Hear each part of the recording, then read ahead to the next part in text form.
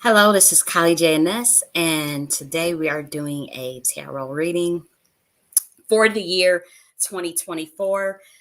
We just want to pretty much channel the energy of what 2024 is going to be like for the collective of humanity in a global sense. So, we're just going to cover things regarding actions, things we're going to see, as well as I'm going to give some words of encouragement and advice. I did ask for this particular Celtic spread to offer advice as well as to give an overview of the general flow of the energy for 2024. So, as you can see on the screen, these was the cards that came out. So, we'll get into it. I do want to do a little bit of housekeeping because yesterday I was doing an awesome live about a topic of the IPU video broadband versus latency. Like, it was a very deep esoteric topic, and literally the whole time I was talking for that hour and 19 minutes, there was no sound, and it was unmuted. As you can see, it was unmuted. Like, this is how it looks like when you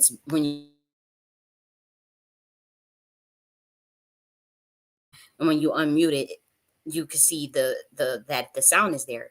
And so yesterday it wasn't muted, like as far as like that little sound that you see. And so I saw I forgot, it was Ty. He said there's no sound, and I started freaking out. I did have a copy of the audio though, because that's been happening so much with a lot of my stuff. So I was able to do old school, or audio backup, and so I put that in the video section. So if you guys do take a look at the of the video broadband video live, you have to sync it up with the audio from the video. And I don't know why that happened. It was really odd, but that's what happened. So what I want to do is make sure that it's playing, at least I could hear some of the feedback on YouTube to make sure that the sound is there. Okay, so the sound is there, so we're good on that. And so we'll start with the reading. I just want to turn my heat down. It's getting a little too hot in the living room. So I'm gonna turn the heat down just a little. Okay, and we'll start. Happy New Year. Um, I wonder, if people still do the New Year resolution? Is it yeah, the New Year resolution stuff? I wonder if people still do that. I haven't done that in years.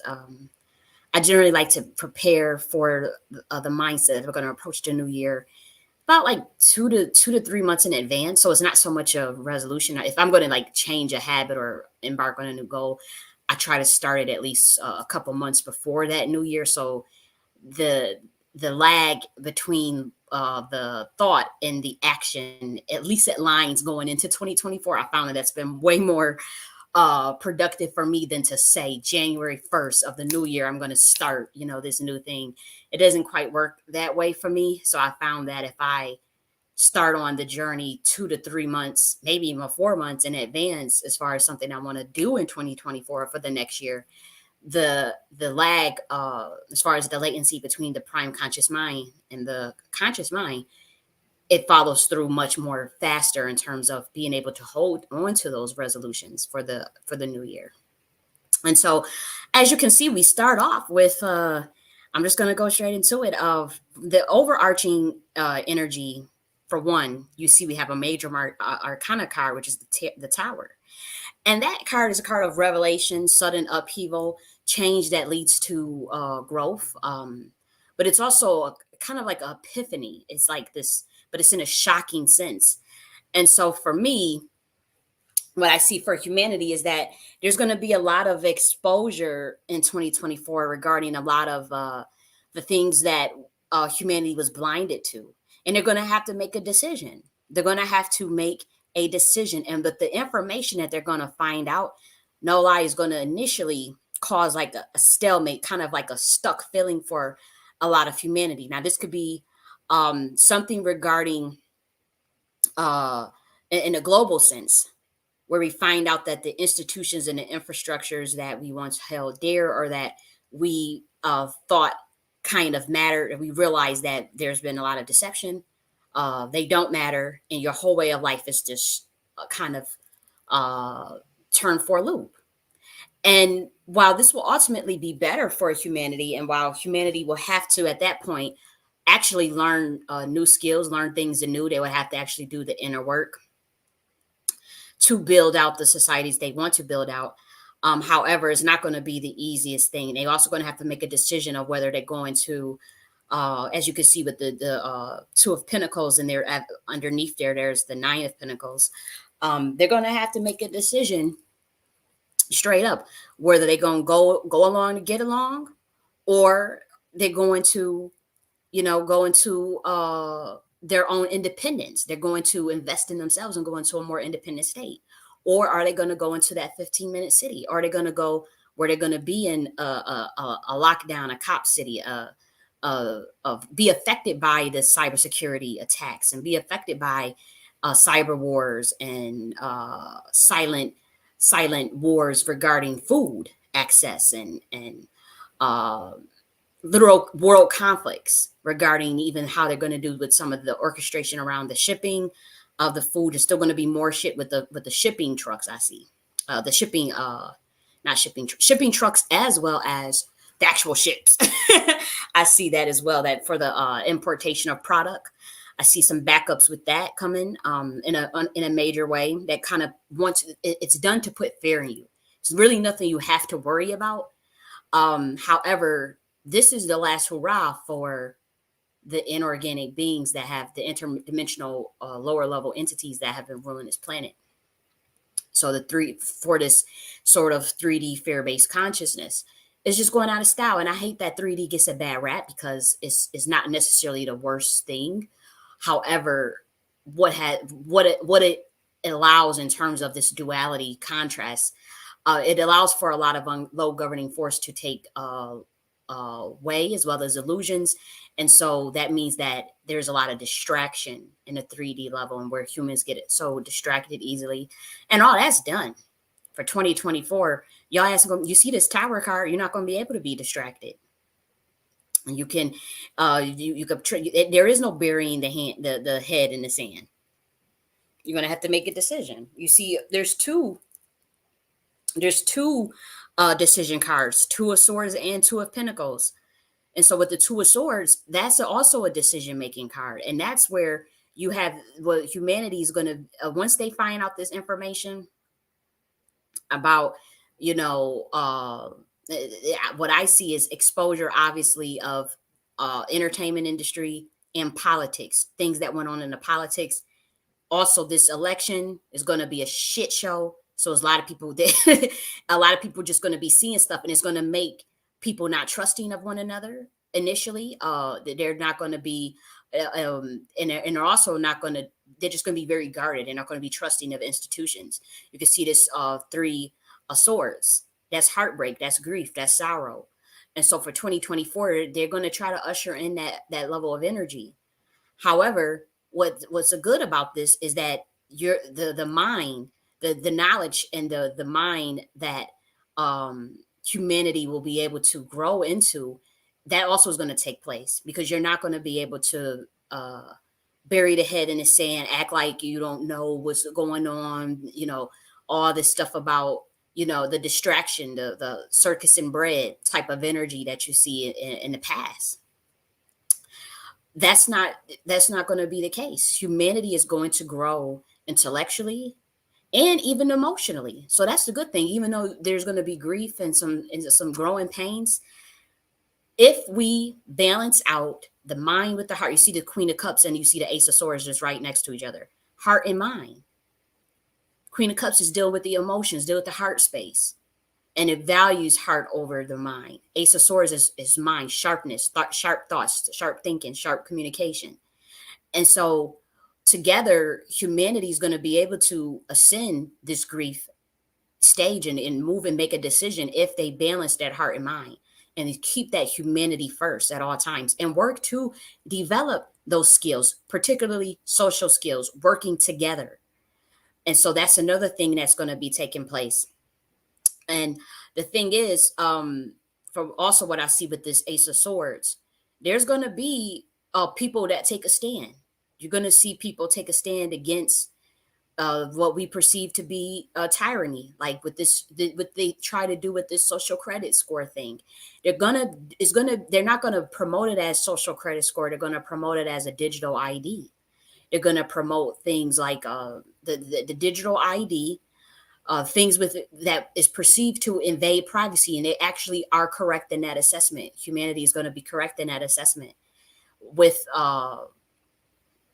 with these new rollouts, with the other thing they're going to be doing with a switch in the currency, crypto digital currency on a federal level, as well as this digital ID. The federal crypto stuff, that's gonna be late in 2024. That's gonna be we'll be going into 2025.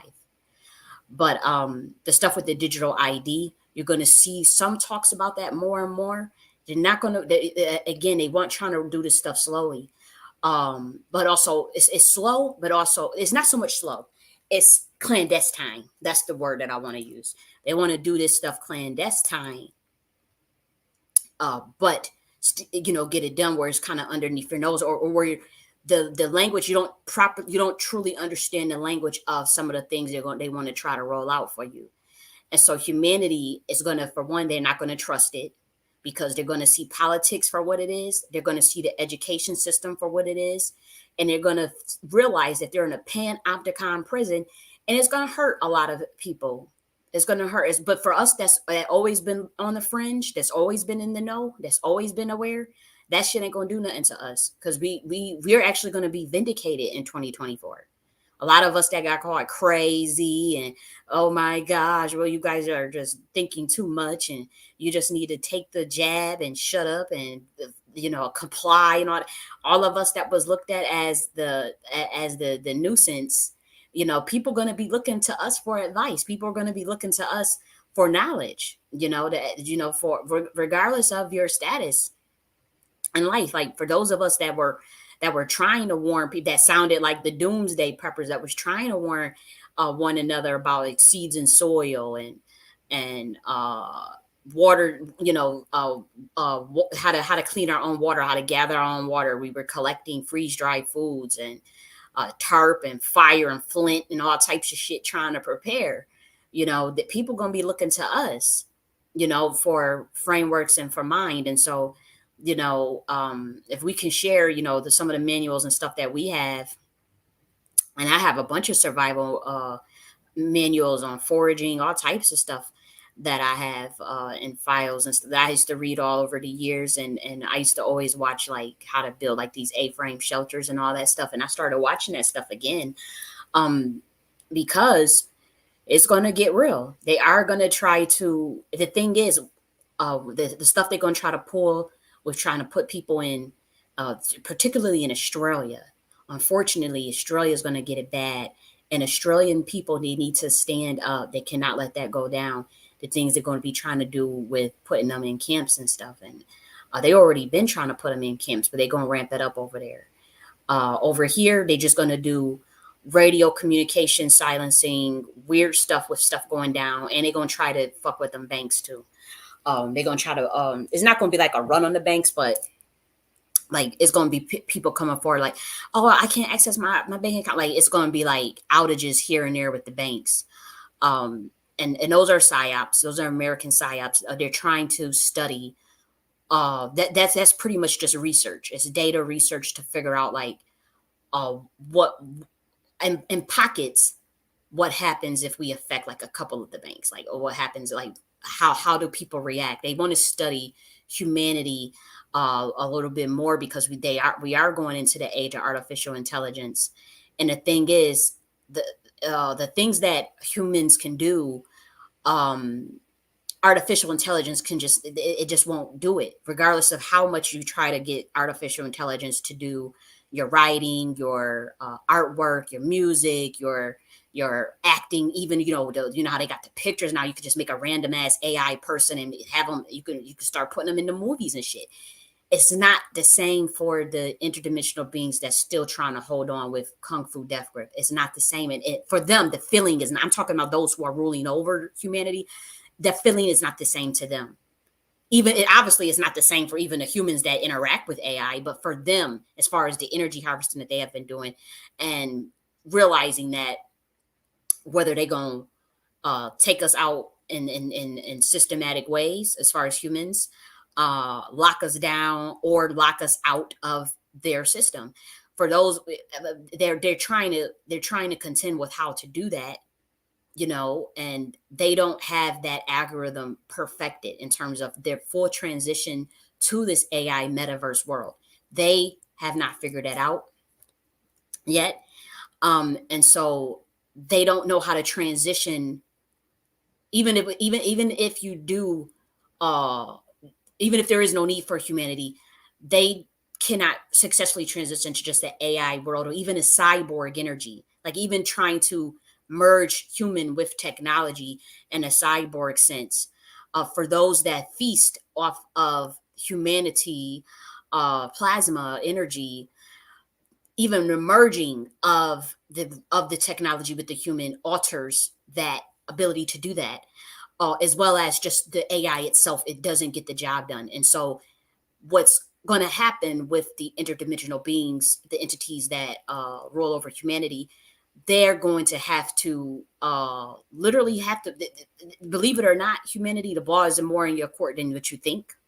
If you comply and go along and get bullied into going along with wickedness, or not, I won't say wickedness, but going along with stuff that's not in your best interest, then you're selling yourself short. Because with this inability to harness and master AI and master the transhumanism agenda that they were trying to do, humans can come to the table and be like, you know, we check out the system, or the system becomes fair, and you do things that are actually in our best interest, regarding shortening the 40-hour work week and making education accessible and affordable, uh, uh, making things fair in terms of American ability, or people's ability to get meaning, to drive meaningful, to find meaningful work that is impactful for their lives, that is also fair wages, those type of things. Is what humanity. That's why you see all these strikes. There's going to be more strikes in 2024. There was actually, I believe, over 400 strikes. Let me actually look up the number. How many strikes this in 2023? Because I had saved this. It was 405 strikes in 2023. Do you know that that's more than in the past? I want to say that. Let me see how many more it was. Let me see how many more. Yep. So it was 405 strikes for the workers in 2023, as of December 20th. Okay, and that's according to the Cornell University's Labor Action Tracker. And there's going to be much more. And I think that was just in America. Let me see. Is that just in the United States? Have occurred? Yep.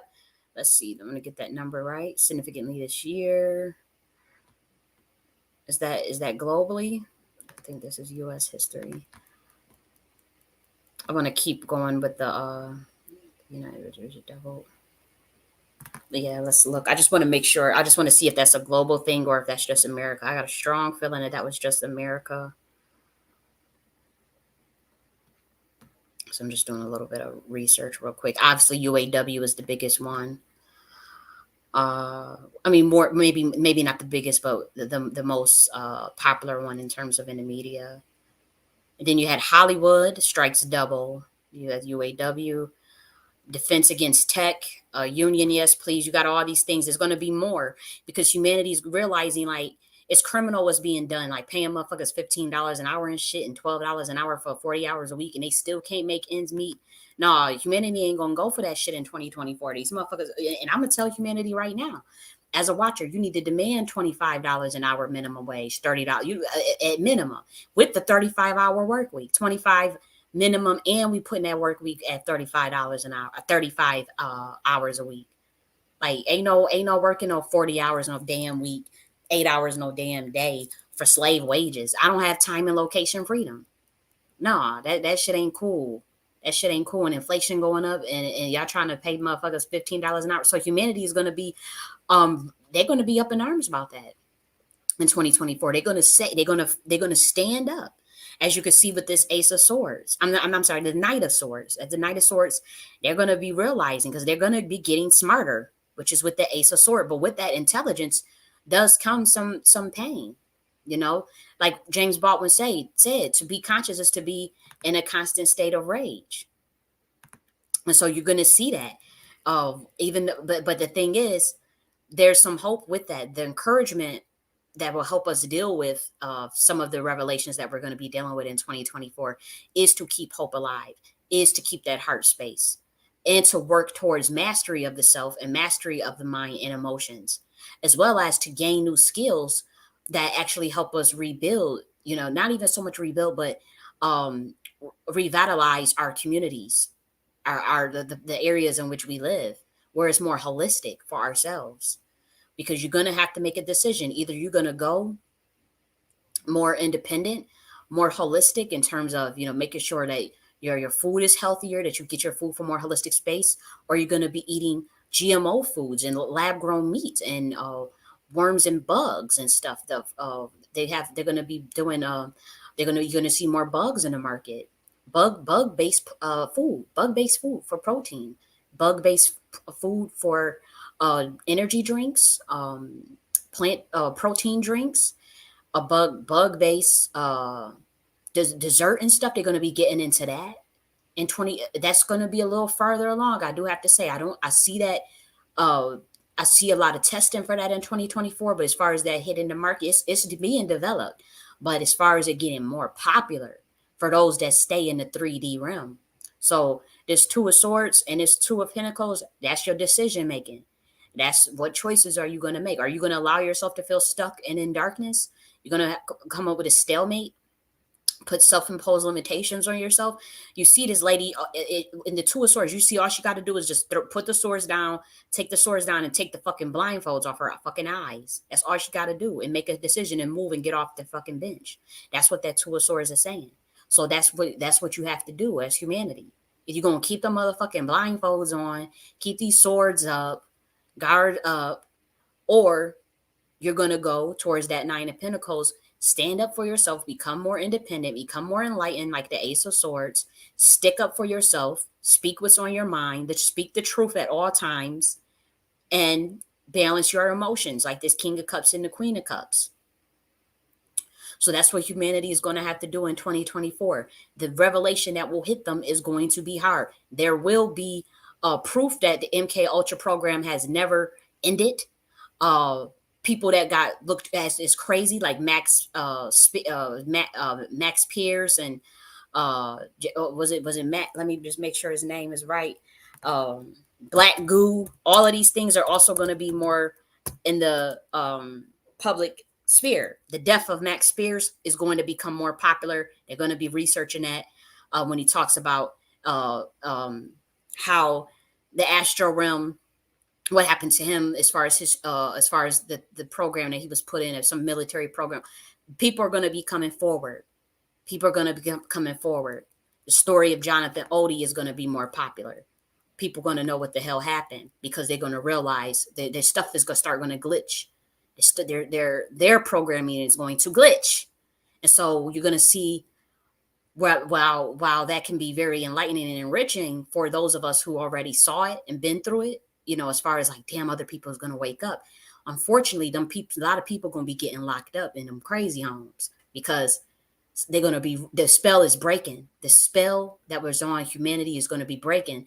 And so a lot of people going to realize that it was people that put them in some real crazy situations, as far as some of the things our ancestors had done.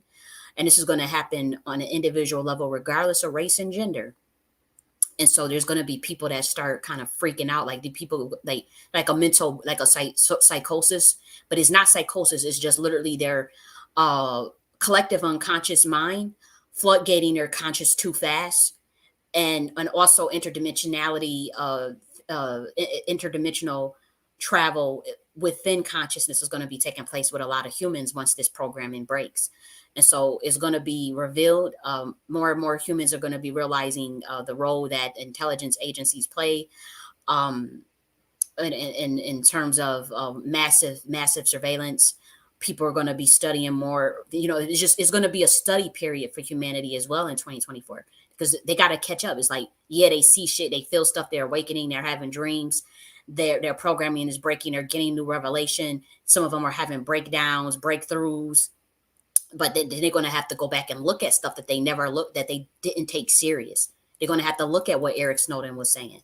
They're going to have to look at what Julian Assange was saying. They're going to have to look at what people were that sounded crazy coming forth talking about they was putting programs and putting secret programs and mothers of darkness. Those who they're going to be looking at that stuff. Humanity. I want to show y'all something, because humans are waking up, and I just want to show y'all just real quick, and I'm going to share the link if you guys actually want to see what was removed off of Twitter. But homeboy, you guys probably he's pretty popular, but he's right here. Thank God. I was like, I'm gonna have to go search for him on Twitter. He popped up right immediately, so I know this is something I'm supposed to share. Let's see. Let me see if I can find that tweet. Let's see. I know he because they took it down, and it's interesting that it's just interesting the tweet that they took down. But it's still up. Oh, here we go. I'll share it right here. So we'll get back to the reading, but I just want to show you an example of what I'm talking about. Believe it or you hear it. He says, "Believe it or not, I really was told not to share this. Media not displayed." This was one of the deepest things I had ever saw on motherfucking Twitter. This picture that he had posted too, by the way, and it's gone. They didn't want nobody seeing this. Look, 5 million views. This was going viral. I remember when he had just put it up like an hour, and I had put some stuff up about it too, because when I talk about the chaos intelligence realm, that was the realm that was missing from the chart. And so I said, I'll actually share, because I'm not going to put it on here because I got a feeling they'll take the video or something will happen, or just like they cut my sound off and stuff. So I'm not going to actually share the picture of what it was, but I'll put the link in for you guys to actually click on it, the actual PDF, because then you can study it, because what they doing now is making that PDF so hard to get. And so let me go here and get it. So you get the PDF, and then you can actually blow it up and study it. And that's you guys are gonna be really like I think for you guys probably already know this shit, but to see the graph so intricate and so intricately produced in such a wonderful way. So let me put it here. Let me see if I can share it in the comments. Okay, so I'll put that there. That's the link to the, let me make sure that it shares properly. Let me just make sure that it pulled up.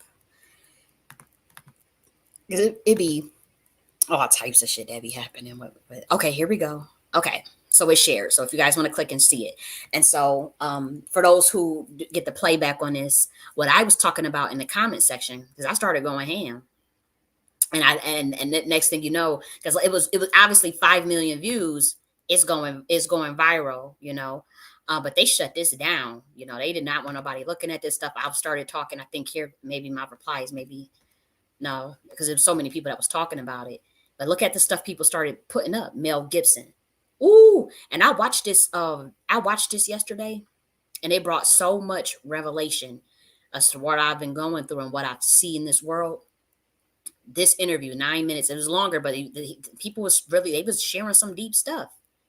They was going deep. They got obviously Professor Griff on here. They didn't want us talking about all this shit. They even put out a whole hour video of what the pyramid was about. Look at this stuff. It was going deep, and people are saying clear image. Like people are like, I can't see it. They got Kanye West literally said it. So people, we was having this really, really deep discussion. They got Malcolm, not Martin Luther King, so it was getting deep. Okay. And as you can see, look at this. They got the Catholic pine cone. They got Leonardo da Vinci, Tesla, Kundalini. So it was deep. That humans was sitting up here thinking, this is the type of research that I'm saying that humans are going to be doing. Look at, they got the Kabbalah tree of life. Look at this shit. This is what humans was literally talking about. And I like I said, damn, this is what shows up now, brother. Believe it or not, I was really told not to share this. So I'm giving y'all that PDF.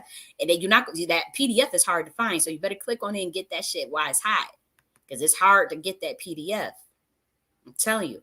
But this is what I mean by we're talking about doing that research. Humans questioning shit. That's what's gonna be happening. They're gonna be talking about these type of things. And what I was doing, when it just to make sure that I don't lose my thought before I get off of this topic. But if you guys do decide to look at that world hierarchy, uh, pretty much what I was putting in that comment section was that the chaos intelligence realm, because Lucifer uh did not give the information related, the fallen angels did not relay the information to humans correctly, precisely because they were upset at the governance of the chaos intelligence, so they did not tell you guys about it. But pretty much for this chart, for if you guys want to know, the chaos intelligence realm is right after I am that I am, and right before the angelic realm. He put I am that I am, and just right after blurted out the chaos, just completely blurred out the chaos intelligence realm completely, and just went straight to the angel realm because he's pissed off because he got a gripe with his damn grandmother. They get deep. We going deep. And so a lot of that stuff is going to be coming out in the open too. How this world is really run, and how there's different species that's always motherfucking been here, the interdimensional beings. You see the chief Pentagon officer resigned because and on his way out the door he said, look, these motherfuckers been playing in our backyard we got aliens playing in our backyard. What is y'all gonna do about it? And he resigned because it's over his pay grade. And because the government's like, bitch, we already knew that. We knew that for decades. Like, you didn't make a discovery. That chief from that Pentagon chief, he think he made a discovery. Oh, and he just realized, like, yo, they really want this. Like, it hit him in his soul, like, yo, they already really know this. They already know. Like, him going to Congress and testifying and stuff. And some of them interdimensional beings that's sitting up in motherfucking Congress, like, shut up. We already know. Go take your severance package and motherfucking resign and don't talk too much. That's pretty much what you need to do. That's pretty much the energy that you get from that when you read into it psychically. But yes, like, you guys are going to be realizing, and it's a good thing because, to be honest, Andromedians, they touching down. Pleiades already touched down. They've been here. But Andromedians, they're back, and you're gonna see how much more advanced they are than humans. And they some of them they just here to visit. Like, it's not even like they trying to save you. They trying to teach you. They trying to do. Some are gonna take on that role. Some are, but not all. Because the thing is, there's gonna be new teachings introduced, very high level advanced teachings about the galaxies, electrons, photons, protons, that the average human has to like stuff that 5-year-olds know in Andromedian, as far as how to create universes and shit, and their esoteric magic mystery schools that they have in different constellations. All that stuff is going to be coming to planet Earth. You're going to have that out in the open. They're going to try to shut it down, but like the interdimensional beings that run you, the inorganic ones, they're not intelligent. They're deceptive. They are intelligent in their way of what they know, which is admiralty Heka based thinking. The thing is, we're moving out of that, and they're so good that what they like to do is they do Heka, contract, and mind control. That's always been their way, and that's just not going. That's not good enough in 2024 now and beyond. It's just not. And so those schools of thoughts and those mystery schools, that those mystery sciences are always going to be here, mind you. But as far as like using it for control, using it for the things that they've been using it for, that the galaxy is not sustaining that energy no more, because we move towards balance, innovation, prosperity, things that enrich the universe, things that enrich the galaxy. It's a sentient galaxy. It's a sentient universe. And so things that just clobber and push down on that ingenuity and on entropy and on the idea of the evolution of consciousness itself in a universal sense. Anything that's holding that back is like, oh, get the fuck out of here, or we'll just destroy you, and then you can be recycled. Pretty much. That's literally what the galaxy, like, this is what is not going to just be like, okay, everything is just universal. We getting galactic in this bitch. We getting galactic. Like, we're literally going to be teaching humans how to connect to the center of the galaxy, how to generate electrons from the center of the galaxy. We're going to be giving you guys new mudras, new hand mudras, literally new hand mudras that connect you straight to the Godhead, straight to yourself, straight to the center of the galaxy, filling you up with electron and new photons at will. And we will compartmentalize a lot of that information, but for the average human, in terms of just uh, understanding certain things that we're going to be giving out, you're just going to be able to do it. Now, for those that want to know the deeper meanings or to reduce latency and that connection and understand, so it's going to be compartmentalized. The particular mudras that we're going to be teaching, in particular, new version of the, you know how they talk about the lesser banishing ritual to banish that. Come on, like that's a 2,000-year-old ritual. Why would you think that you can do a 2,000-year-old ritual for forever as a human, for humanity? You're going to have new stuff evolve. You're going to have to find out new ways, new things. That's how evolution works. New ways of doing things, new types of energy. And so the new ritual that we're going to be teaching is similar to the banishing. It's not similar at all. It's totally different body movements, totally different mudras. Everything is just completely different because we're moving galactically. And I have been given this information. I've been taught how to do it, and I do it every morning. Get my a bunch of electrons, uh, connect myself from the material to the spiritual, connect myself with the God within, connect myself to the love energy, raise my frequency, give lots of energy, good for the day. And we're going to be teaching that to humans. This was divine to me, and I was told, okay, you're given clearance to give out these mudras and to give out this new wave. Now the thing is, the first the one that's going to be accessible to all humans. That one is just, you're not working with any entities. You're not working with anything outside of just love and enlightenment and protection. That's the one you're getting.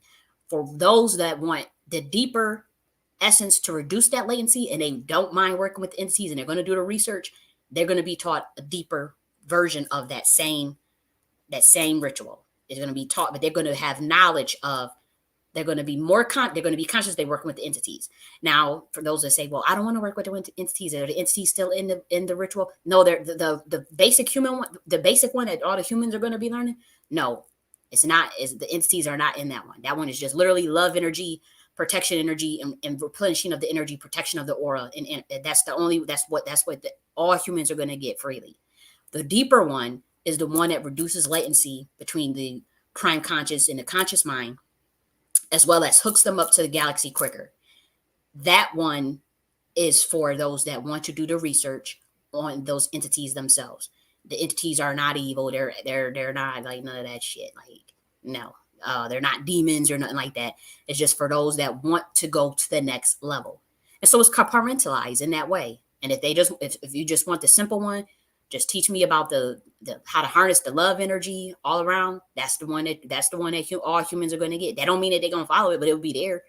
And what's going to happen is like with all mystery schools and mystery sciences that we come from, whether it came from Andromeda, Pleiades, Sirius, the Atlantean dimension, what happens on this planet is that the secret societies try to hurry up and take that information and bury it, use it for themselves, and then have the rest of you guys, just the rest of humanity, as fucking idiots.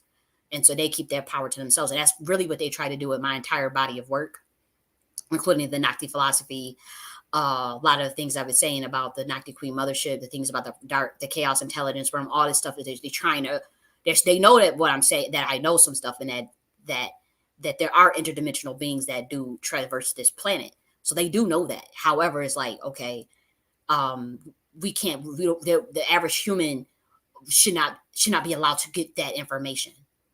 And this information is coming from the primordial mother herself.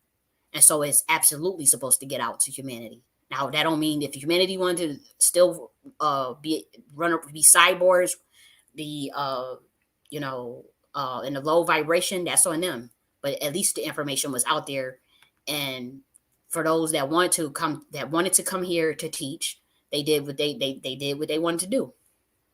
They don't have to do it. Like, I don't have to teach. I don't have to do anything I don't want to do. I do it because I enjoy it. I do it because it's a part of my incentive package from God, as well as like it's something I literally get off on. I get off on teaching. I get off on spirituality. I get off on that stuff. I would do this shit for free. I am doing this for free. I don't get much money from doing the work that I do as far as writing books and teaching freely for hours on end on YouTube. My YouTube channel is not monetized. So I enjoy this. I really enjoy putting information out for people to enrich themselves with, or even to better their lives if they want to. That's just what I like to do.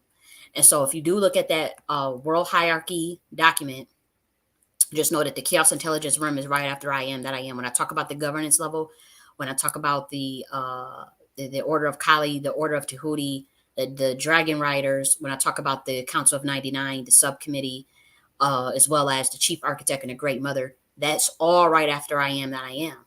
Literally, and then you go to the angel level. And remember, I told you guys, angels are like babies. Those ages 5 to 10 in our dimension. And they are not offended by me saying that, because that's nothing wrong with that. Angels are very advanced. But they just looked at as ages 5 to 10 in the chaos intelligence realm, because they've always been looked at as babies and children. Some have free will, some are very advanced adjutants. Obviously, you have Archangel Michael. That's a whole adjutant. You got Metatron, so and Metatron was Enoch originally. Or was it? Yeah, I believe it was Enoch or Elijah, one of them. But anyways, so it's not a dig at angels at all. It's not.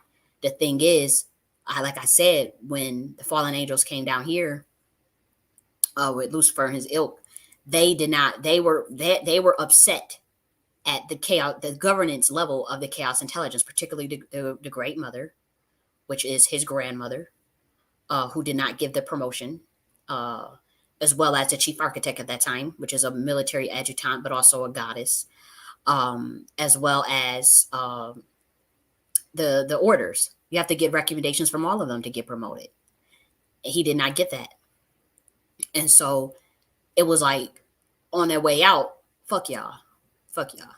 My thing is, it's like that show 100 when they show, and just think of it, if it sounds like what I'm saying is so crazy, just think of the show 100. Remember when they sent the teenagers down to Earth? The teenagers did something bad, right? The teenagers they were going to get floated.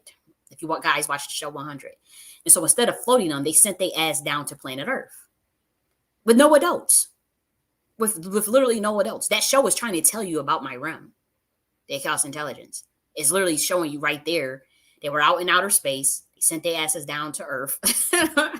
Now there's obviously some divergence within the story plot itself, but they sent a bunch of teenagers running around on planet Earth with no guidance, don't know what they're trying to do, and it was already groundings. Remember, it was only grounders already on planet Earth.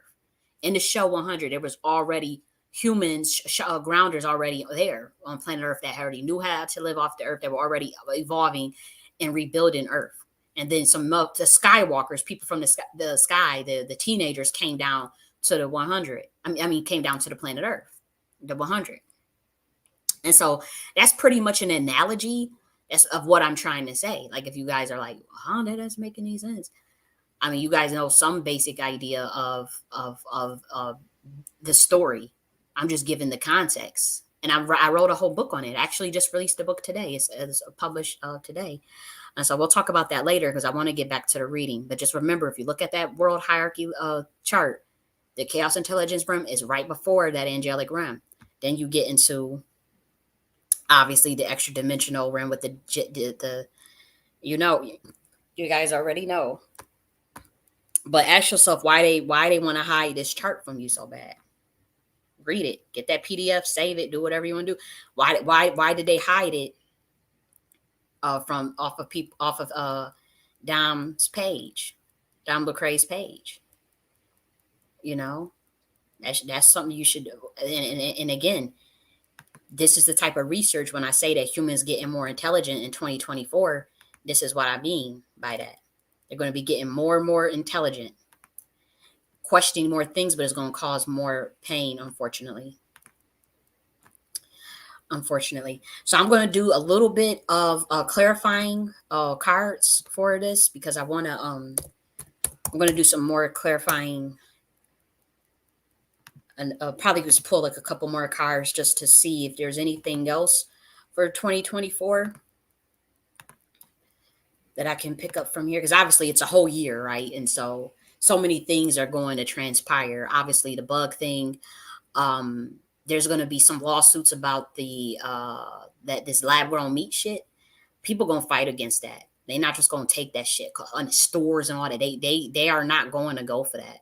They're not. It's going to be a lot of lawsuits regarding uh the putting the giving these they're trying to, how do I say this, because you have to be careful on YouTube, right? But like how they want to give the jab uh through the like in the plants and stuff, but the plants where you don't have to actually physically take it, and how they want to put it in the chicken and the beef and all that stuff.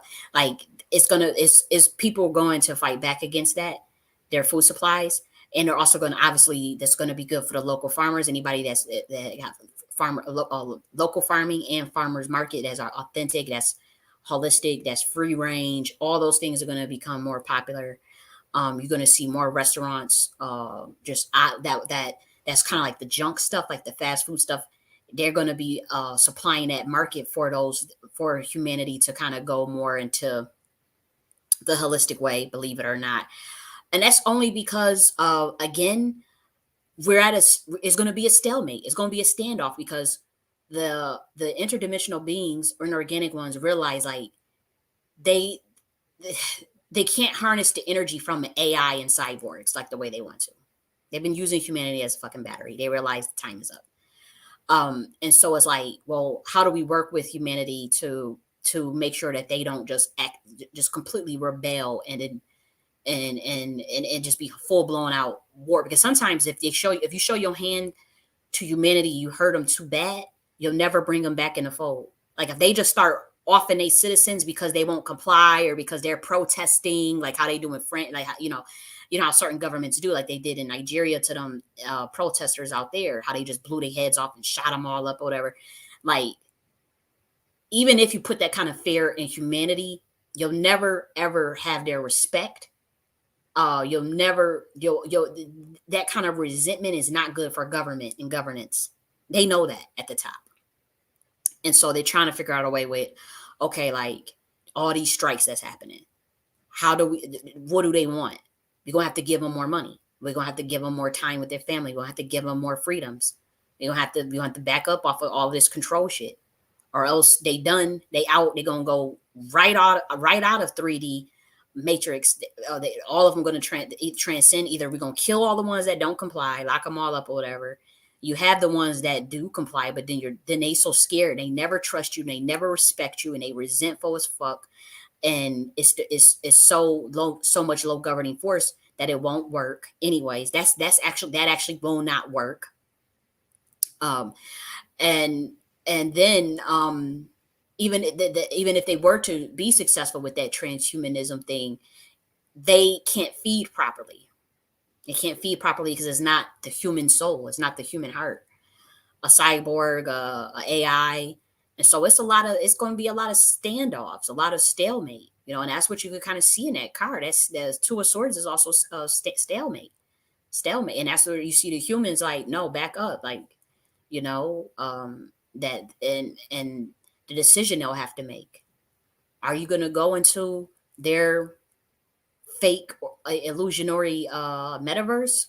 Not even so much metaverse, because just the illusory a world, or are they going to go with the Nine of Pentacles, go more independent, have things that are enriching to their lives, so that's where it's going to be. That's what it's going to be.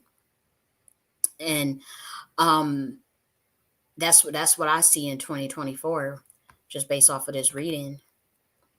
So I'm gonna pull some more cards. I'm actually gonna put also my profile, because I do live chat readings for clients. I got more into it. I've been doing it since 2017.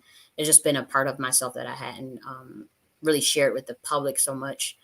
But I'll share that link just in case somebody wants it for future references if they're interested in ever getting a personal reading from me, I'll put that link in here. But I'm going to pull some more cards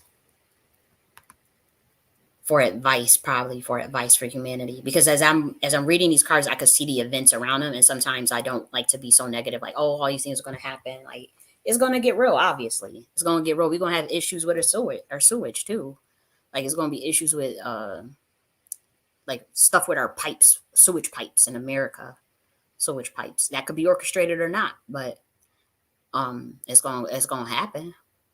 You know, I see that. So I don't like to always focus on the doom and gloom. I like to see some solutions. Like, okay, well, what kind of advice, words of encouragement can we give humanity as well when all this stuff is going on like that? So I'll put the link to where I do my readings in my profile. You guys can look at my reviews as well on there. So let's pull some more cards. Let's do advice for humanity for 2024. Okay. Okay. Okay. Okay. I'm going to share this with you guys. Just give me one moment to I like to make the screen a little smaller so you guys can see the whole spread. Just one moment. Wow. Wow, it's kind of the same energy, but it's a little better for this one. It's a little better, so I'm happy to see that, and I'm happy to do to pick up on it. Actually just shifted the whole energy, because this is like kind of like a supercomputer as far as like the Akashic records and connecting to that room. I don't I don't work with entities regarding the tarot. People say that the entities are attached to the tarot. It depends. It depends on what kind of it depends on the person. And me personally, I just connect into the Akashic records and God. To be honest, I don't. That's the long and short of it for me. Okay, so let me see. Let me add that here, then I'll share it. And we'll go down. So, okay. Let's see. Does it? Okay, I could do it this way.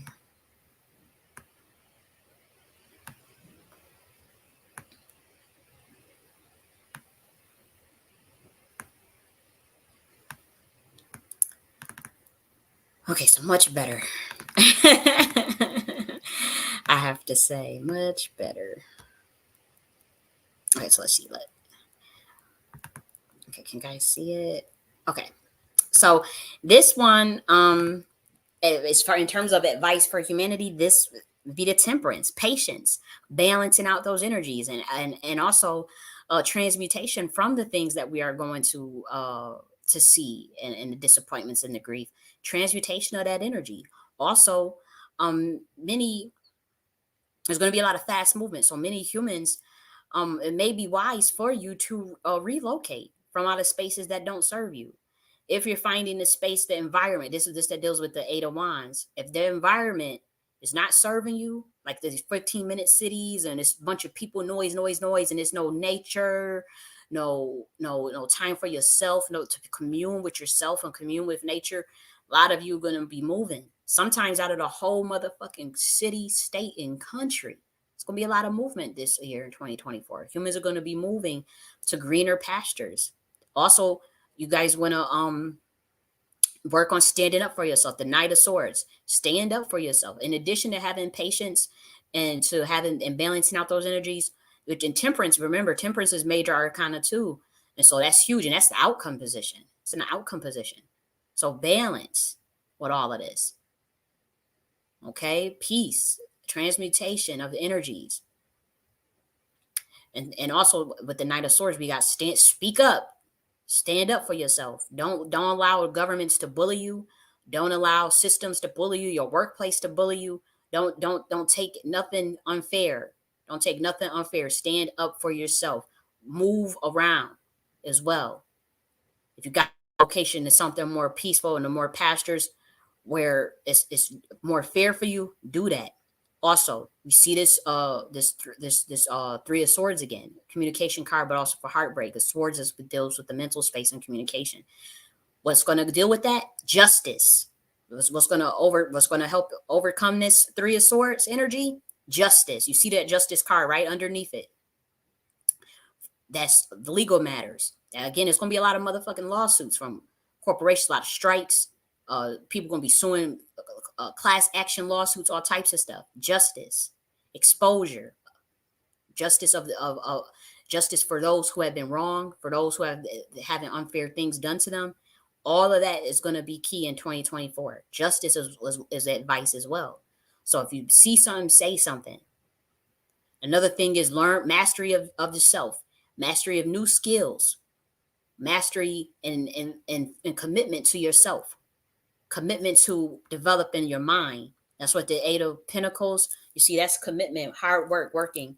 And sometimes in such a way where you kind of, you focusing on yourself so much, because this is another card where you focus on your motherfucking self. It's another piece of advice. You kind of forget everything around you. That's what the Eight of Pentacles is showing you. You kind of forget family, friends, because you focused on yourself, building for yourself, investing in yourself. You committed to working on yourself. That's another thing for 2024. That's a piece of advice for humanity, is to focus on yourself and harness your craft. We got another Ace of Swords still. We got another Ace of Swords. That's the mind. That's still the mental plane. And we got the Chariot. The Chariot is a very deep card. Honestly, when I see Chariot, for every time I ever put Chariots, it always literally meant a freaking car and driving. It always meant that. So in this sense, I'm not getting that necessarily. I do get things with the transportation, though. I do get things with transportation and moving. Yeah, a lot of people gonna be moving out of them cities. A lot of them gonna be moving out of places that causing them heartache and pain. They're gonna be moving. They're gonna be getting out of them 15-minute cities. They're gonna be getting into nature. They're gonna demand justice. And so with this Chariot, that's also in a way balance, just like Temperance. It's a different octave of Temperance. Obviously, it's a lot more. It's Cancer, I believe. Yeah, Chariot is Cancer, Cancer sign. And so I would say, from what I'm getting, is also but the thing that hits me is divine feminine, divine masculine, balance between male and female and duality, balance between the male and the females. That's what I get from this Chariot card as well. You see the lingam in the middle, the Shiva linga symbol.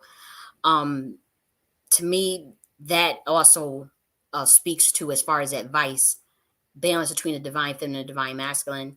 Yes, we are in the age of divine feminine, but we can't have this sort of toxicity going on. Being consumed with control and power as women, or being consumed with dominance. That's not what leadership is about. Leadership is never about control and dominance. Leadership is about your ability to solve problems, your ability to facilitate and to delegate properly and in a fair manner. And so as we going into this age of divine feminine, we have to balance that out as well. Another thing that I see is also there's going to, with the retirement program that's coming out, humans are going to appreciate that, but they need to demand more. As far as, like, they have this thing where you could pay your student loans now, and those student loans are going to be able to count as adding to your retirement contribution, and your employer is still going to match it as if you were actually putting it into your retirement. That just came out this week. I had demanded that this government, about last month, I demanded that they come up with a retire, and I have the timestamp to prove it, the Head Start retirement program for the American people. And just last week they announced this. My thing is, it's not good enough. It's a start, but we need an actual pilot program, UBI, for 1 to 2 years, a pilot program to test out. And they changed the contributions right this year as well. They changed the contributions for Roth IRA, as far as removing some limitations around Roth IRA retirement, right when I demanded what they needed to do. And I know I sound like, okay, that just sounds crazy, but we're talking about, like, the idea of pushing stuff through quantum entanglement. Like that's what I mean. Like I put it out there in a video, and I wrote them saying like this is what needs to happen for the American people, and I published this out in public, like on my Twitter page and stuff. And then they started coming out with this retirement just last for the last month. They come out with the Roth IRA contribution change for retirement, and the ability for the student loan to be counted towards contribution for retirement.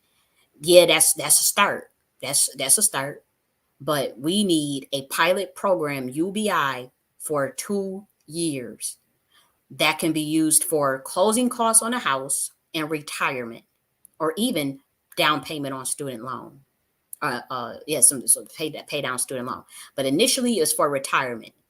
Initially, it's for to catch Americans up with retirement, just like how you used to do with the New Deal program, when they had the GI Bill and when they had Levittown housing and all that stuff. We need those programs. We not those particular programs, but we need new innovative programs that help Americans in the times that we are in, coming out of this pandemic, dealing with this inflation, dealing with the threat of AI. What the fuck? And so humans, they have to stick up for themselves. When we see this Ten of Pentacles, we need stability. And that doesn't mean that the government is going to get it to us, but we're going to be providing that stability for ourselves as well, and working together to get it done.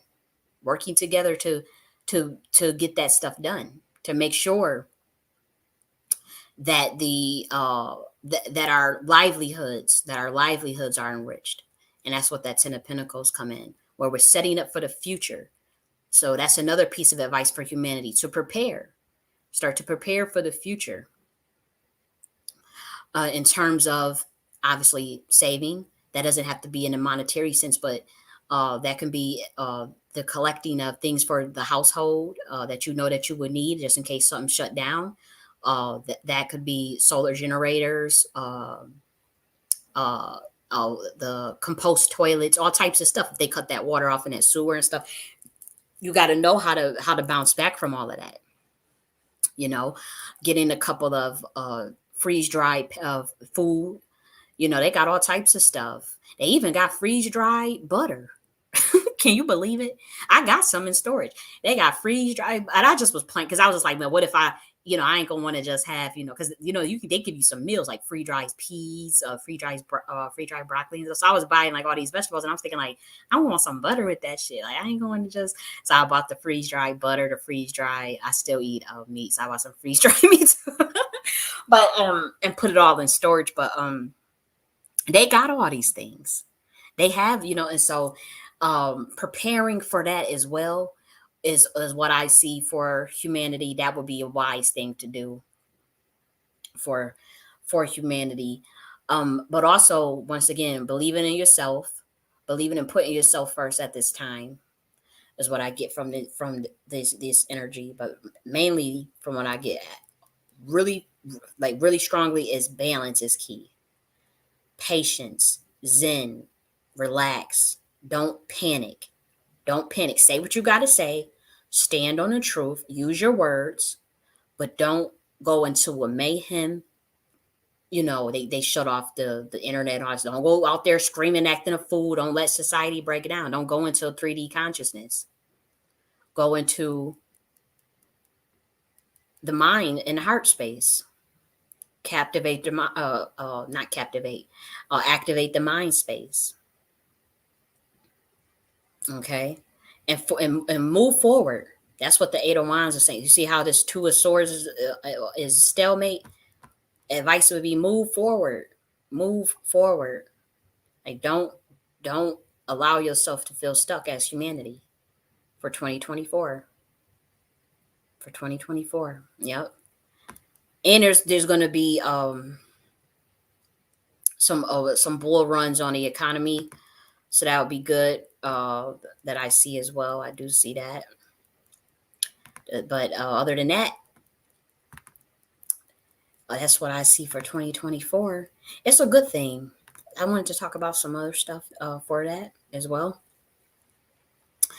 Another thing that's going to be happening is humans are going to be learning the first set of rules for creating an IPU. Actually, already gave that out. It's just heavily shadow banned, but pretty much is remove low governing force from your resonance and connect your resonance to your electromagnetism.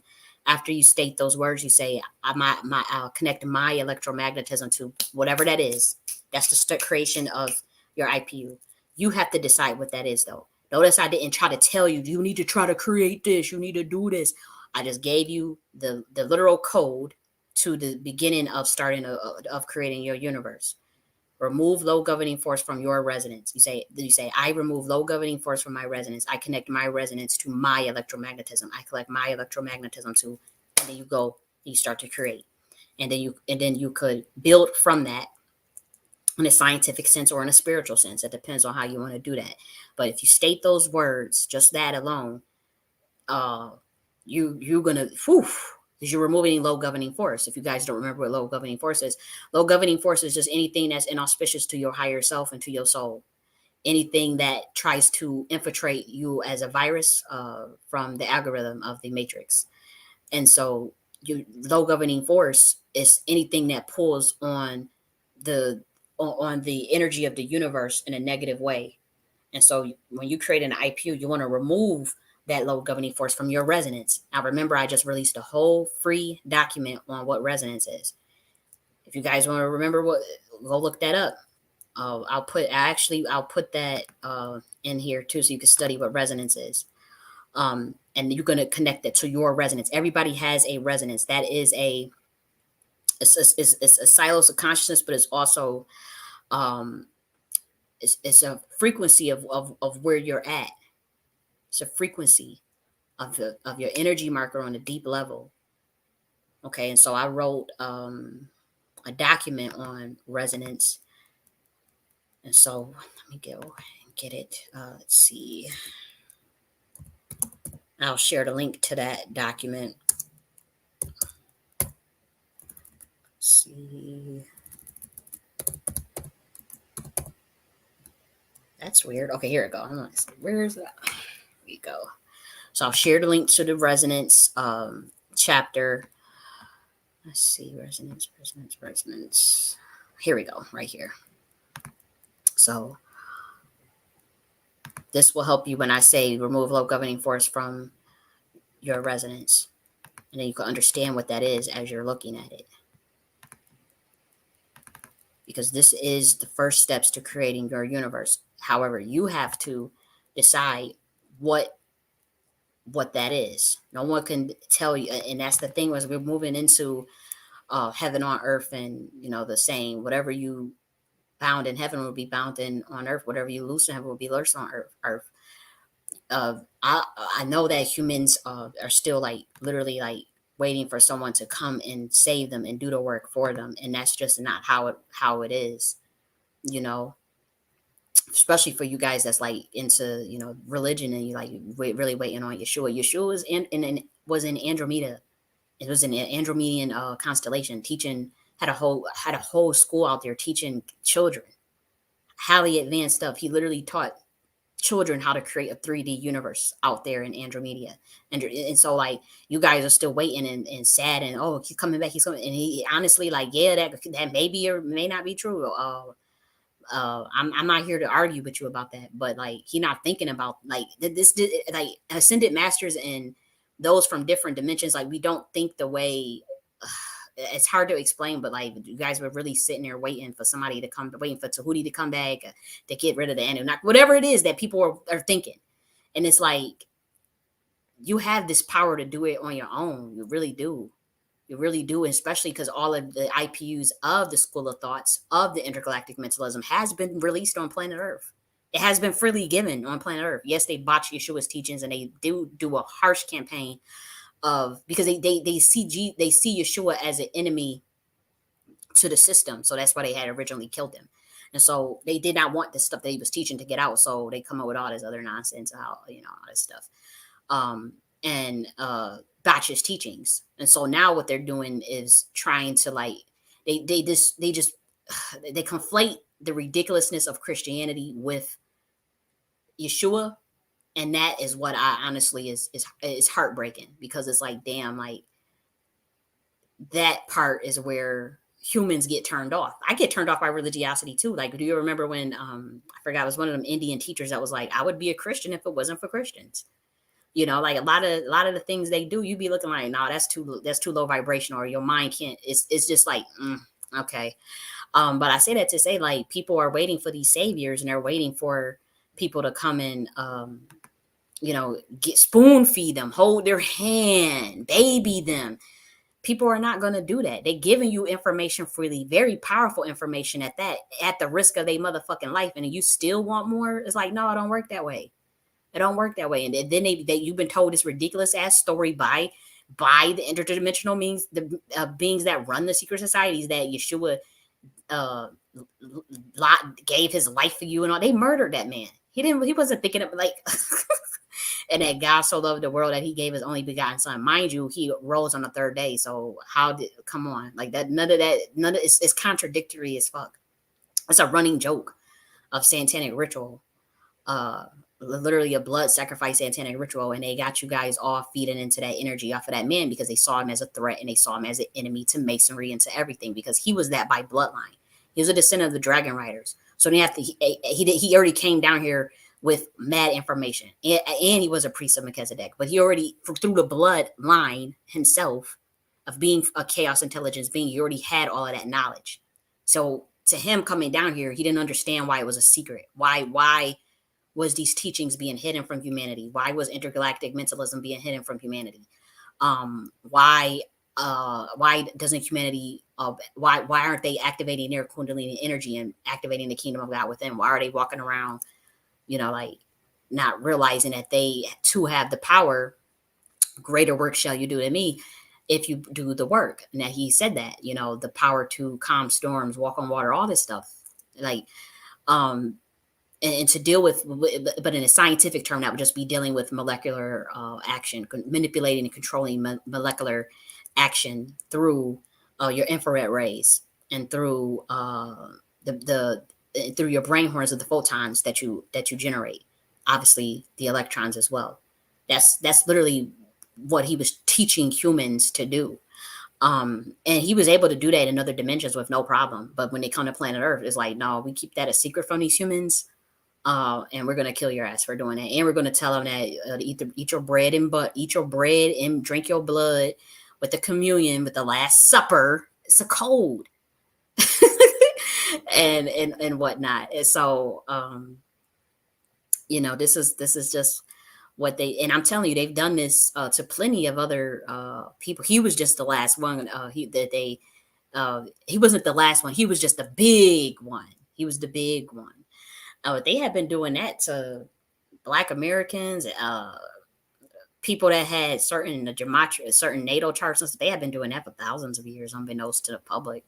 It's just that the last one they tried to do was such a botch, and it was so angering to those of us that from certain dimensions that send our people down, or people that come down for whatever reasons they want to come down here for. It's not okay for them to just try to kill off all ascended masters and angels and people that are brilliant and gifted, and try to, it's not okay for this, just for the planet Earth to keep doing that. And so that is why the chaos intelligence beings have all types of kill switches on them, defense mechanisms. Some of them, some of you humans, it's gonna get real creepy. It's gonna you guys are talking about the X-Men. You watch X-Men. You love watching Titans and mutants and all that shit. You're gonna see some stuff in real time. You're gonna see X-Men in real time. And some of you, you're gonna see certain chaos intelligence beings. They literally, if something happens to them, they I know this sounds extreme, but they explode like fusion power. Like they let off a detonation, like a fusion power, if you try to harm them. It's gonna get deep. It's gonna get deep. But this document on resonance, I'll share it. I'll share this tab. Resonance is a governing force of the universe. It has, obviously through quantum entanglement, I had found this out. And so resonance is the quality and the sound of being deep. It's full and reverberating. So it's a mixture of Heka, spirit, in consciousness, and it's a silos of consciousness and interdimensionality that is based on being complementary to your vibration. Okay. And resonance gives birth to electromagnetism. Then and then strong nuclear force, weak nuclear force, and gravity. It's resonance that do that. Spirit, air, Heka, resonance. So when I say you have to remove low governing force from your resonance, you got to remove it from your Heka, your spirit, okay, your consciousness. Then you're going to connect it to your electromagnetism. Everybody has electromagnetic aura field around them, around their body. You have to connect it to your electromagnetism. It's different. Electromagnetism, in terms of the manipulation of your particular marker, only you know what that is. And that's why we talk about the Nakhti philosophy of making sure that you are completely aware of programming your own prime conscious mind. All of that is going to build upon your electromagnetic field. And then after you say connect my resonance to electromagnetism, that's when you go into I connect my electromagnetism to whatever it is that you want, whatever it is. Whatever it is, if it is low governing force itself in terms of infringing on somebody else's creation of their IPU, then those algorithms may be blocked. Again, this is a code from the primordial mother herself, and so this literally was given to me at a time where I don't even want to get into those details, but as far as like the abuse of that energy in terms of trying to connect it to something heinous, it most likely will get canceled out. Again, because this stuff is coming from the chaos intelligence room. It's not coming from a different constellation. It's not coming from Sirius A, Sirius B, Sirius C. It's not coming from the Octarians. It's not coming from no other group but the chaos intelligence beings. And people could get upset. The Atlanteans do already know about this information, but as far as like, okay, well, we should be able to do whatever we want. Da da da da da da da da. Again, as we bring in heaven into earth, sorry guys. You can you can deal with the angels on that and how to deal with that. You either want peace of mind, you want heaven or hell. That's up to you. That's up to you. But as far as like this fear based, shame based, guilt based, grief based, all that energy, that's that in the eyes of the universe, that is low governing force. You can actually objectively, through a frequency monitor, just from studying the frequencies of matter of fact, we'll pull that graph up because I think I have that somewhere. You can actually look at the frequency number to determine like what would be considered low governing force. Let me see if I can find it. Okay, here we go, right here. Let me get it.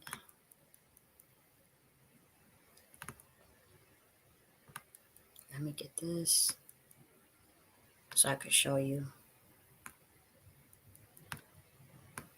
why it would be considered low governing force. So this is an emotional vibration chart for the human that I'm about to show us.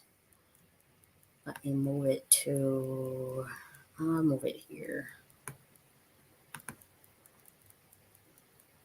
Okay, so I'm going to share this and then insert the picture here. Okay, here we go.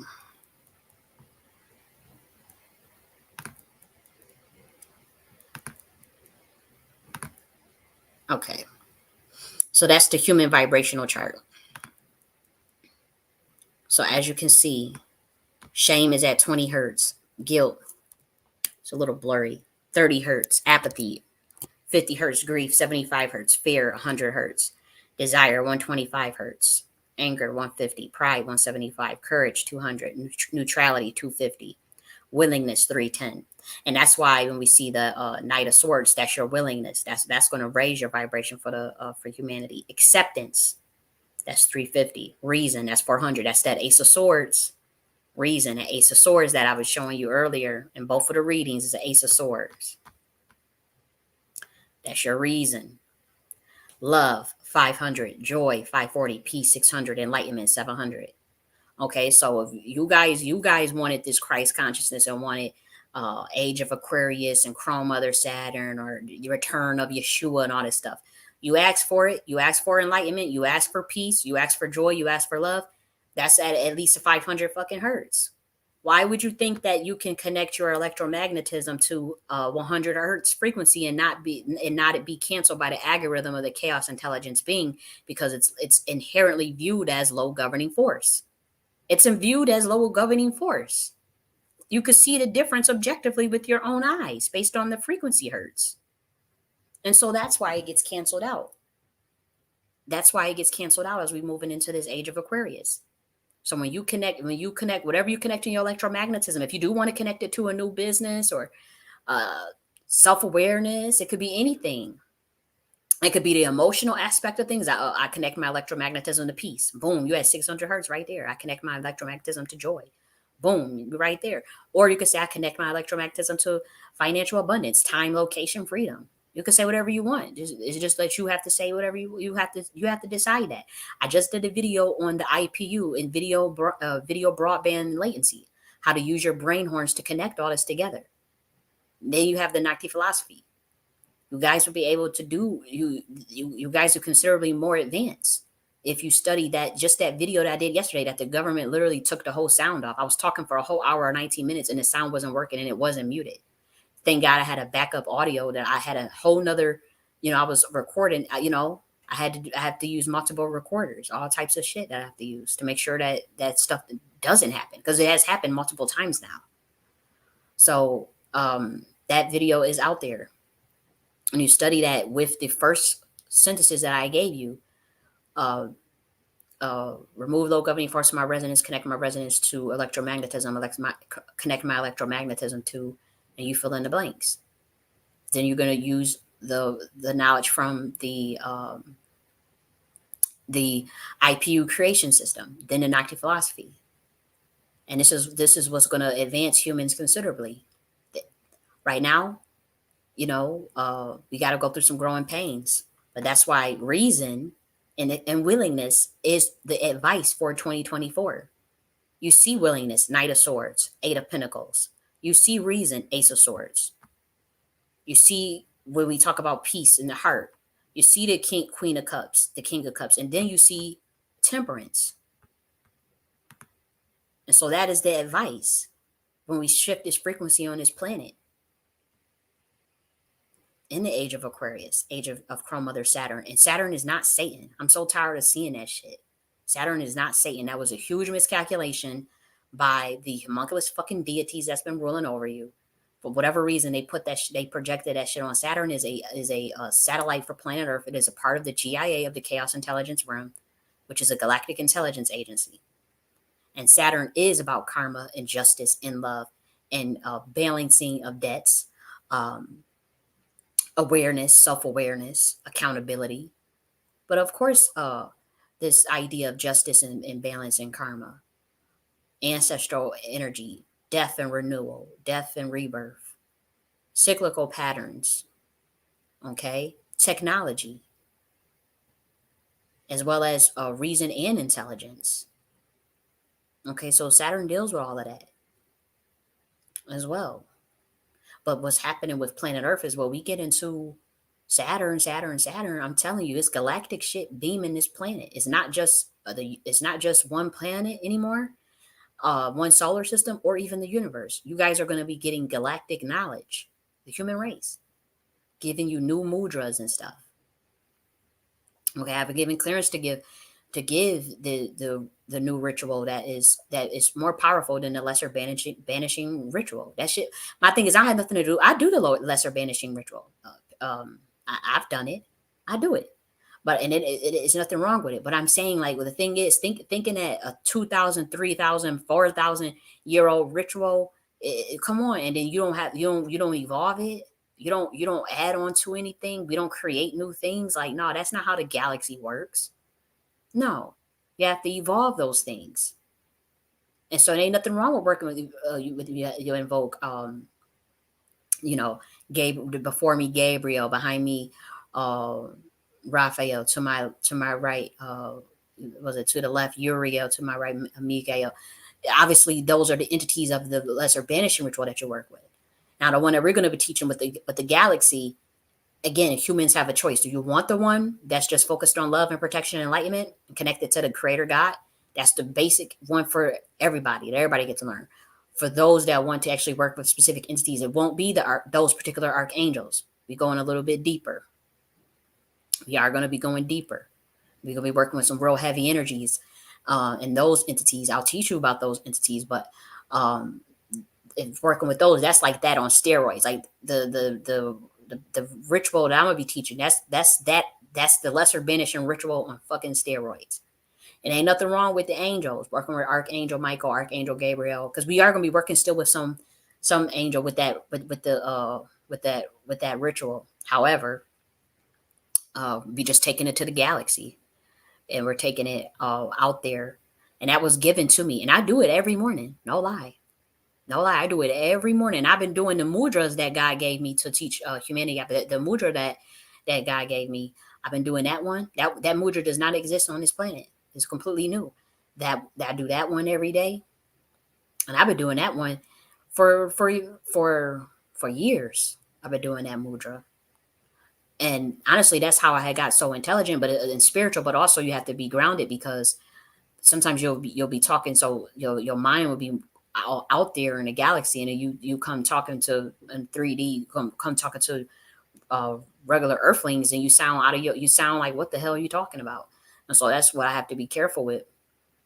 But other than that, um the mudras that I'm gonna be teaching, it's going to be very powerful for humanity, because humans, they'll be able to take their own power into their hands. It's not about externalizing your power to anybody, believing in somebody else with letting somebody tell you what to do. Them days are done. Unless you want to, if you want to go live in somebody IPU until you get more advanced or whatever, till you get more pride and confidence and self-esteem, then I understand that. But for the most part, when we're talking about moving into the age of enlightenment, humans are empowering themselves. They're using common sense and wisdom and reason to better their societies, to better themselves. They're going into governance instead of government. I did a whole video on the difference between government and governance. They're moving out of mind control. They're breaking their mind control. They're breaking the MK Ultras of the education system, the MK Ultra of the military systems, the MK Ultra that exists within every apparatus in the Panopticon prison. If you guys study what Panopticon prison, that's a theory by Michel Foucault, one of the most brilliant thinkers of this century. He was not from this earth, as we all know. I don't know if you guys ever looked at Michel Foucault's stuff, but everybody that I ever met that had said they read Michel Foucault, either they said they needed drugs to understand it. They had to take literal psychedelics to even get up there to understand what the fuck he was talking about, or they say it felt like they was in a tornado. They literally said it felt like they was in a tornado reading his work. The man is fucking brilliant and genius. I love Michel Foucault. But he was not from this earth, and that's why he looked the way he looked. He looked like an alien, and that's why his body of work is the way it looks. And now his last writings, when he talked about the sex and just coming together and love, and that threw off people. Was looking like, how could you write all this stuff about power, knowledge, and the Panopticon prison and all this shit you was talking, and then you just ended with that. It was very high level for him to say that towards the end of his academic career. Because the thing is, in academia, they don't allow that type of stuff. They don't allow, he's lucky he got away. He was so over their head. They pretty much published mad shit. Didn't even really question it because it was just so over their head, But his last thing, the academia kind of shut it down because he was talking about more of the interconnection between humanity. And also he knew, y'all gonna be getting he didn't say it, but like he it's the stuff that a lot of the women are saying now, where we understand that there's gonna be a floodgate of radiation on this planet that's gonna make everyone darker, for one, but also in terms of getting out of the stratosphere and generating electrons, you're going to have to gain more melanin. And for him, and his perspective, with his work was saying, y'all just going to have, if y'all want to stop the wars and y'all want to stop the nonsense, have fucking sex. and start fucking each other. And that sounded crazy to to the academics, but he meant it in a way where it's like, y'all gonna be all mixed up. Y'all gonna be fucking and having sex so much that, all these distinctions that you guys get caught up in, the isms will go away if you have sex. That was obviously a oversimplification because he understood deeper things because he wasn't from this realm. But he knew that if y'all want to get out of the stratosphere, y'all gonna have to have sex and get more melanin. They knew that. Now, whether melanated people allow you to tap into their energy, that's on them. They may or they may not. They may or they may not. But for those that understand in terms of like how they've been borrowing it and how they've been doing it for so long in terms of getting out of the stratosphere, you're not going to be able to do that. You got to do it the old fashioned way. And Foucault knew that. Foucault knew that and put that in the code out there. And that's why the academia kind of slammed down on him from the top down, because it was like, it was a code that he was sending, but, yeah, so read that work on resonance. You got some good information.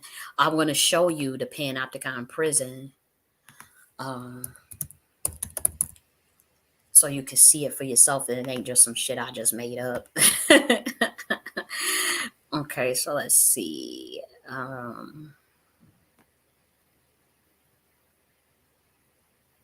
Okay, so social theorist Jeremy, I want to give credit. Bitham also talked about this as well. Introduction to Michel Foucault as well, and Bentham. I don't think it's right to just credit Michel Foucault if Jeremy Bentham talked about this as well. He was a philosopher as well. So here we go. So you see a panopticon prison. Panopticon. What is panopticon? Theories argue that the perfect prison would be structured in such a way that cells would be open in the central tower. So this was the original way. But let's talk about the way that Foucault talked about it, because this was one that's invisible, where you can't see it. Like in the Matrix, when he talked about, you can't see it. Okay, so here we go. It's a kind of internal surveillance. Okay, in a panopticon, in panopticism, the watcher ceases to be external to the watch. Okay.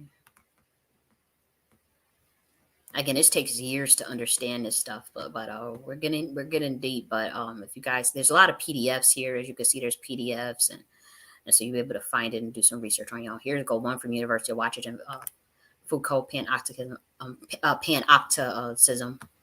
I'm talking too fast. Sorry about that. Discipline and punish the birth of a prison.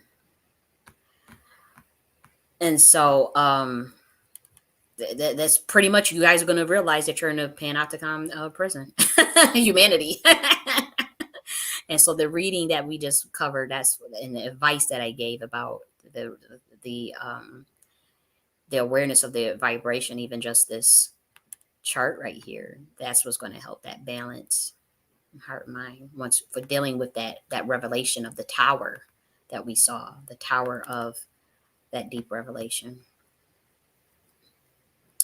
So I'll leave this one up. And what else did I want to talk about? So yeah, so the new mantras, already covered that.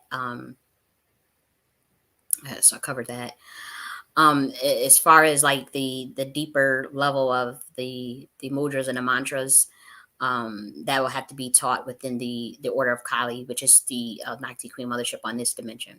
That information is going to be, it's not so much secret, it's just going to be not given freely. You have to research it, or you have to talk with the beings that have that information. We'll also be teaching humans how to become fusion power, as well as fusion crack. We may crack some codes. We're not going to give the codes out to while the organic beings are still in power, for obvious reasons. But we'll start to give some of the codes out to the chaos intelligent being. For those from our realm itself, we'll start to give out some codes. I do have some of the codes. I have been told not to give out that information right now. And again, even if somebody did go and blurt them out, with the power of the galaxy and the power of God, what we do, what can happen is just you literally just switch up, you switch up the equation right then and there. Like say if it was to get leaked out right now by somebody, um, you just switch it up and change the equation and change the code so fast, and there would be nothing. You'll have to crack that one again, you know. And I've seen it happen. I've seen laws of the universe change at will, so that's not a big deal. Like if it's a big deal, but like the if that knowledge got into the wrong hands, what will just happen now is you switch up the code. And Tahuti is the one that is behind doing that, believe it or not. He is the one that is behind switching the codes at will. And so I already gave out that information. So let's see. Trying to think of what else. Oh yeah. Again, the idea of latency and packets of data between consciousness, that's going to be more popular for humans to understand. Um, Again, when we talk about like the esoteric schools that are thousands and thousands of years old, there are literally constellations that are just light years ahead of planet Earth. Like they are not using that information anymore. They're just not. They're so much more advanced. And so when we give out this new information about reducing latency and time lag, and interdimensional travel in consciousness and quantum entanglement. Yes, it's very powerful information. Yes, people have tried to silence me. Yes, people have tried to kill me, and others. But even if it's going to be out there, it's going to be given, regardless of whether I'm allowed to do it or not. As far as if someone takes me out or whatever, the information about the latency of the mind and understanding uh, transfer of data of the mind. Between the layers of the universe and this dimension and various dimensions. It's going to be understood by humans. You just can't just hide. What are you going to do? Hide 1,000 years from now? You're just going to hide the fucking information? It doesn't work that way. It's not working that way anymore. It's just not because the universe is removing low governing force from its resonance. It's as simple as that. Also, I'm going to go to the bathroom right now, but when I get back, I'm going to talk about some dreams because in addition to doing the tarot readings, I did have some dreams about 2024 as well. So I want to talk about two dreams that I had that was so powerful, and so I'm gonna go to the bathroom, and then I'm going to talk about those two dreams that I had. Okay, I'll be back.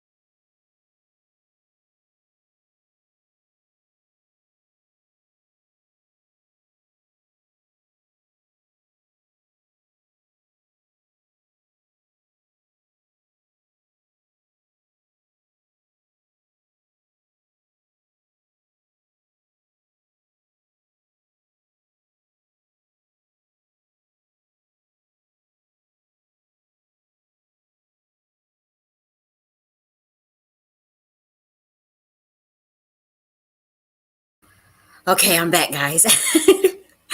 Okay, thanks for staying and bearing with me. Okay, so before we get into the dreams, I want to share something, share some lyrics from a song that I also think goes good with the tarot reading that we did earlier with the tarot cards, as far as like the words of encouragement for humanity going into 2024. And so I'm gonna read the lyrics. I don't think I can play the song. I don't want to get like infringe on someone's copyright if I play this. I wish I could play the song, but if you guys can check out the song, it's by King, and it's called The Story. And these are three sisters that are completely independent. They have amazing body of work. They've worked with amazing talent in terms of writing, and they work with a lot of artists that that are mainstream rather. But they themselves have decided to maintain their independence, obviously all of their publishing, all of their creative control, all of their intellectual property. They maintain control, and they've been in the music business for a long time, at least a decade, and maybe even longer. And so King, they make some really cool music that is, I don't know how to describe it. It feels whimsical. It feels kind of galactic, but also has this neo soul and sort of a neo soul vibe with it, with a little bit of 80s. Like, I don't know how to explain their music. Their music is just different. And I really enjoy their music. But I'm going to read to you the lyrics of this song. If you guys could listen to the song yourself, that would be great. But remember, I'm just reading this, guys, to you so that to put into greater context the tarot reading that we did earlier. Okay, the story's only yours to be told. Just keep your head up and never let go. Taking a journey to a land afar. Been thinking of charting my voyage to a different star. Got a story to tell. Goodbye, farewell. Packing my bags and I'm on the run. Trains leaving off to the land of eternal sun. Got a story to tell. Goodbye, farewell. Riding the rails to my destiny, to where I'm supposed to be. The engine is humming underneath my feet. I'm so far from home, with still a ways to go.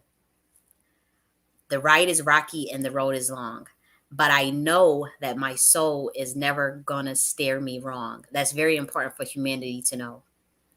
Gonna master the art of following my heart. If you don't listen to none else of these lyrics, follow that. Listen to that.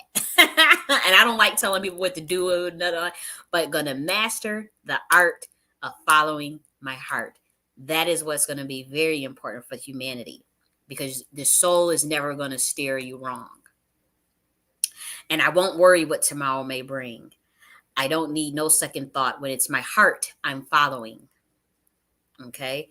Riding on the train, taking my trip, and I'm going to keep on riding till I reach the mothership.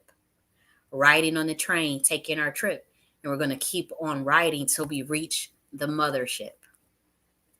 Okay. And so those lyrics, they just touch my soul. And actually, obviously, the song itself is just like, whoa, I'll be like in a whole nother dimension listening to that song. Like, I'll just be getting my life like, oh my gosh. But I really love that lyric. The ride is rocky and the road is long, but I know that my soul is never going to steer me wrong. I'm going to master the art of following my heart. Okay. And I won't worry what tomorrow may bring. I don't need no second thought when it's my heart I'm following. That is what humanity needs to take into 2024, coming off of the backdrop of what everything got dropped for that tarot reading for 2024. This would be, for me, is an intuitive. This would be the advice I would give humanity, in addition to what the advice I gave earlier based on the tarot cards itself. Okay. And so now we're going to talk about those dreams that I had. The first dream was about, we were like, man, how do I explain this? Okay. At least you know it's a dream. So if we get a little woo woo, it's okay, because I can just say, oh, it's a dream. Right. But in the dream, like, we were it was a team of us. You know, it was like a team, and the best way I can describe it is that we were watchers. We were watchers in the dream, and we were saying that we were given this language, or this, we were flying around pretty much. We are flying around, watching humanity do their everyday things, their everyday,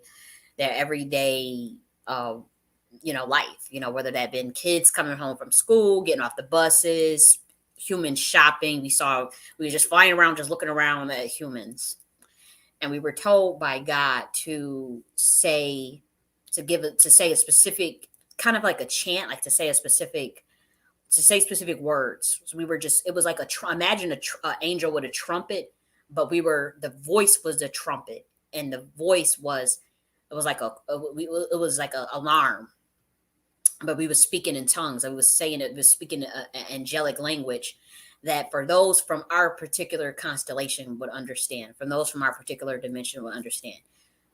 We were not, as we were doing this, we were told that for those that you will know your people, because they will be able to see you, they will turn to you and look at you, point to you, communicate with you, and know that who you are.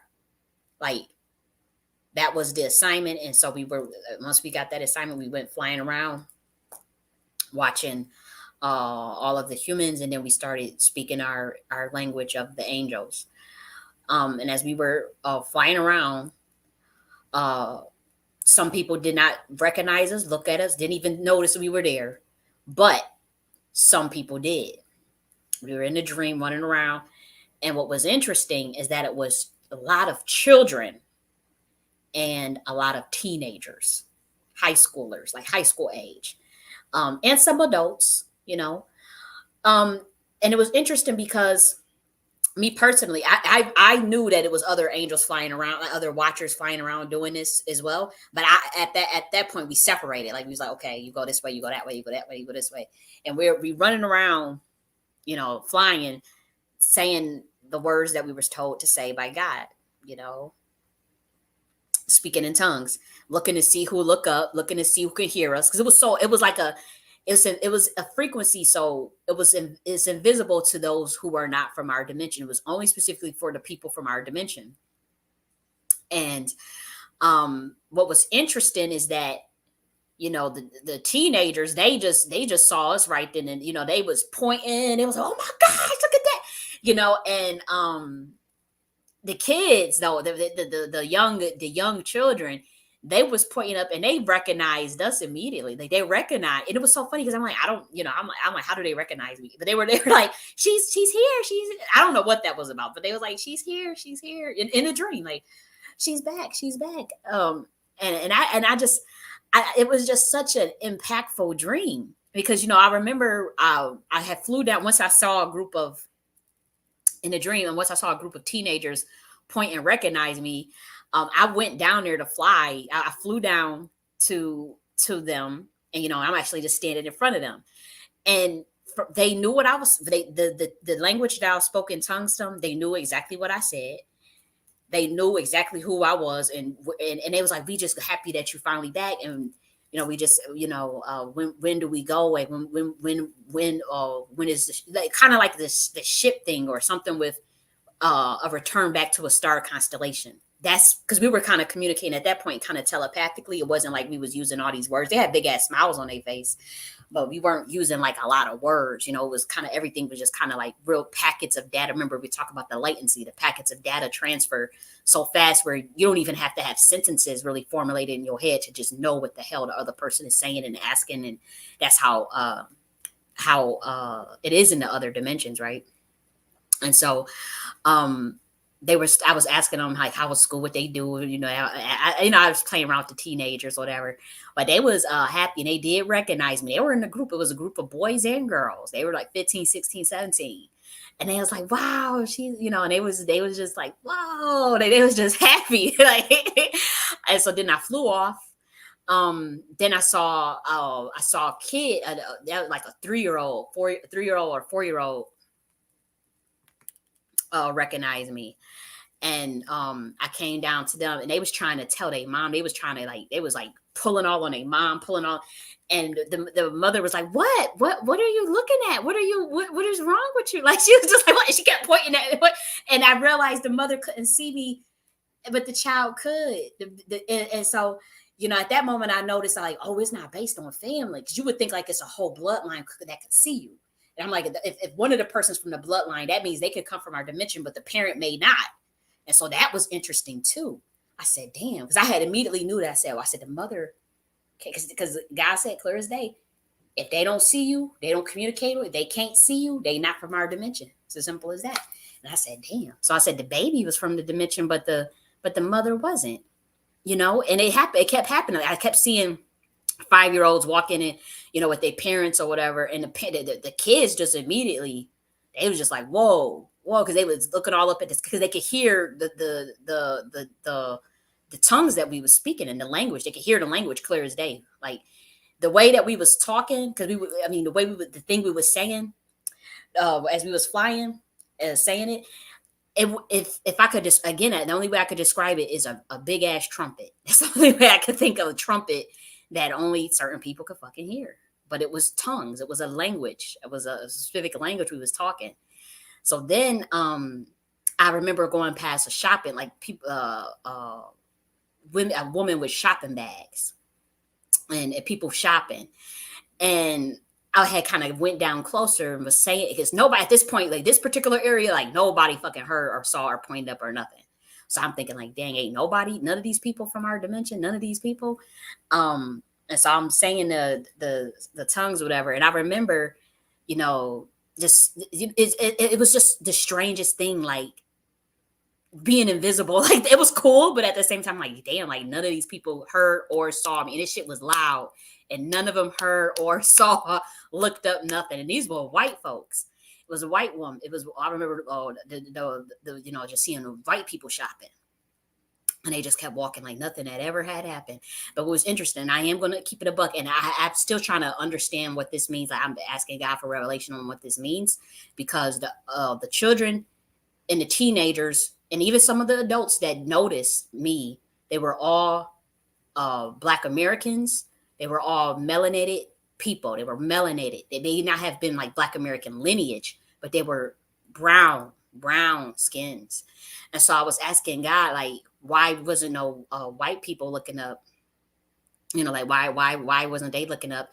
And it was like, it was like, it's nothing personal. They probably come from a different constellation. They probably from a different star system. Like, it doesn't mean, they probably just from a different dimension. It doesn't mean anything. And I was like, oh, okay. Because I was thinking like, was it a bad thing if because it was Black people that didn't look up either. Like, it wasn't about the race thing, because there was Black people that I did fly past that did not look up, that did not recognize either. I just noticed that the people that did look up, and the people that did point, and the people that did say come down, or oh, she's back, or those were melanated. They were all melanated, every single last one of them.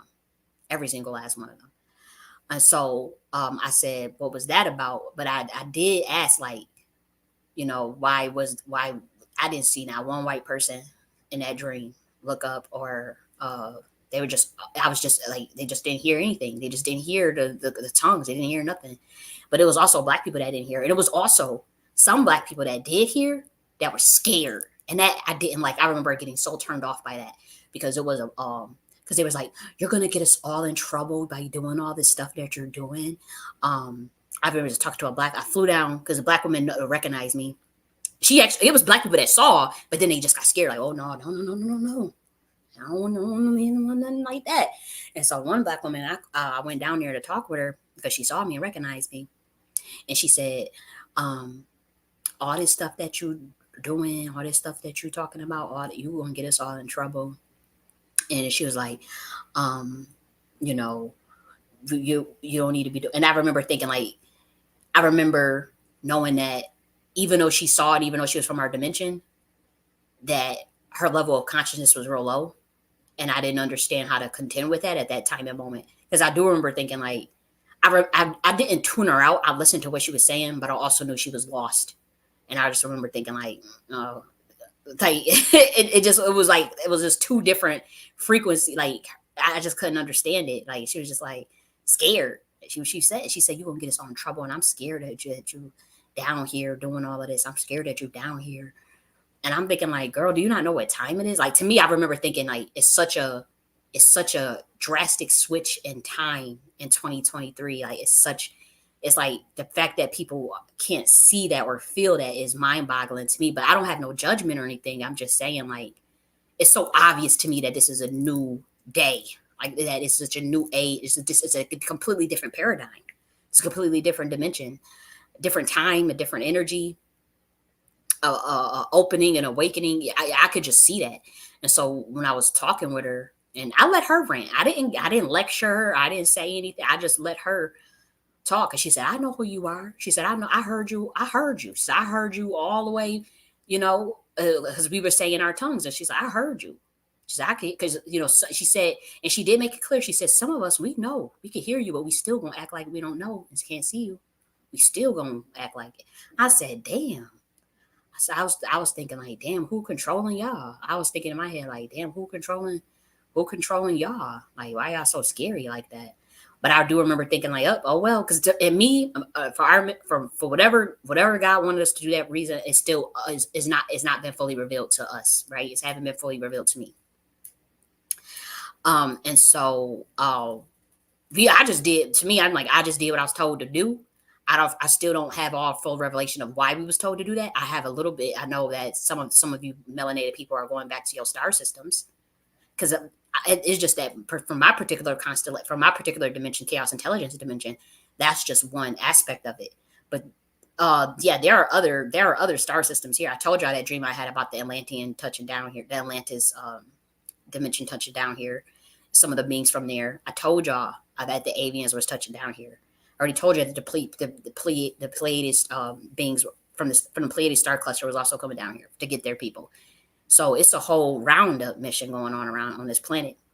And so just because, again, that's why from what I intuitively gathered was that it wasn't a bad thing if people didn't if people didn't look up, or that just mean they weren't from our dimension. That's all it meant. That's literally all it had meant. Like it didn't mean that people was condemned, or that people was gonna be stuck, or that people was being judged, or being. I didn't get that from that dream. I didn't. I just got that they not from your they not from our dimension. That's all it meant.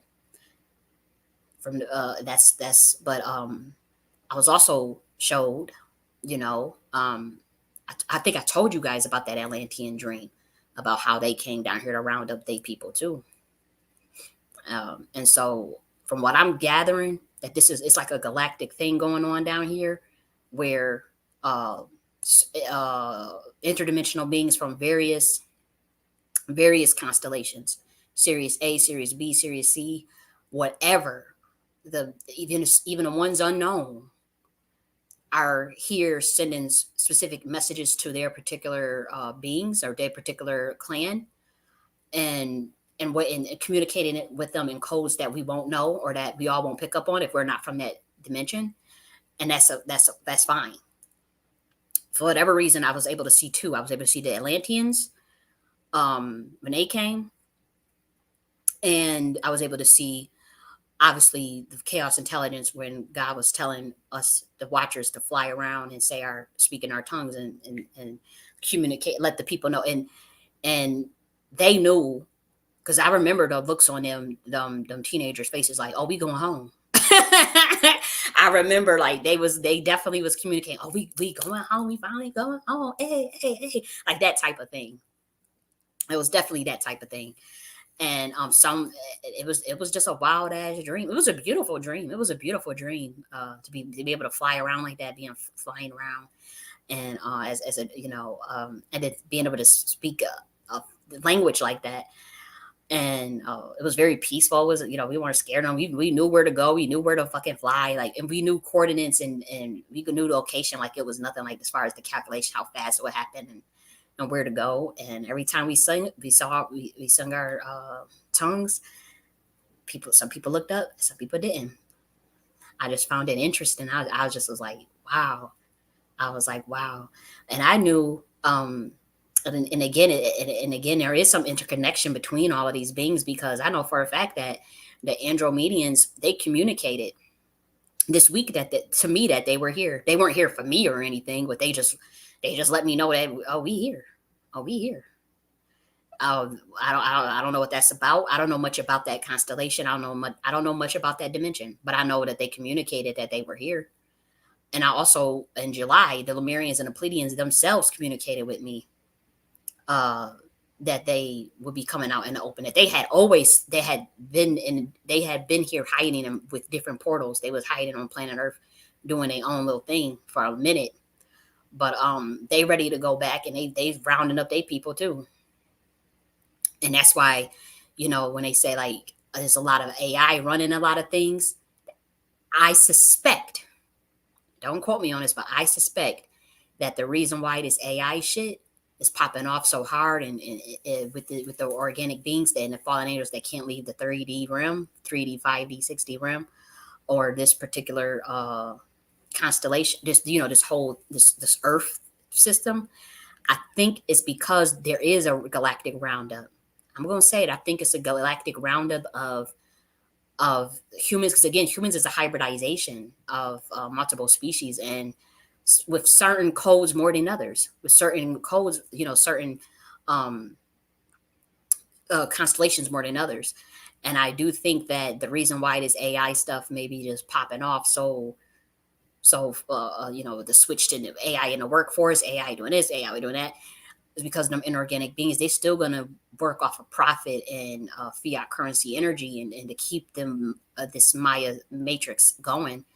And the ones that are so trapped and so lost, they're gonna turn into cyborgs and try to feast. But then they're trying to figure out a way to turn AI into to mimic the human heart and human mind.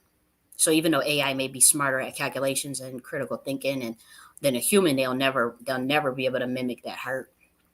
And so uh the thing is with the inorganic beings, like they don't have the technology level of the these other entities that's coming back to get their people. They can cloak themselves. You can't see them, you can't touch them, you can't do nothing to them. You know what I mean? They can go in and out of will, in and out at will. So it's nothing they can do. So if they say they coming to grab their people, they coming to get their clan, or they coming to get the rest of their people, it's time for them to go home. That's what the fuck is going to happen. It's not a matter of, and they have tried to fight back, but they can't touch them, and those Atlanteans. They try to fight them Pleiadians and them Lemurians, and they even get their ass slapped up by them too. But they can't fuck with them Atlanteans, and they can't. Them Atlanteans said they coming to get their people. That's what they mean. And so in the dream, I saw that.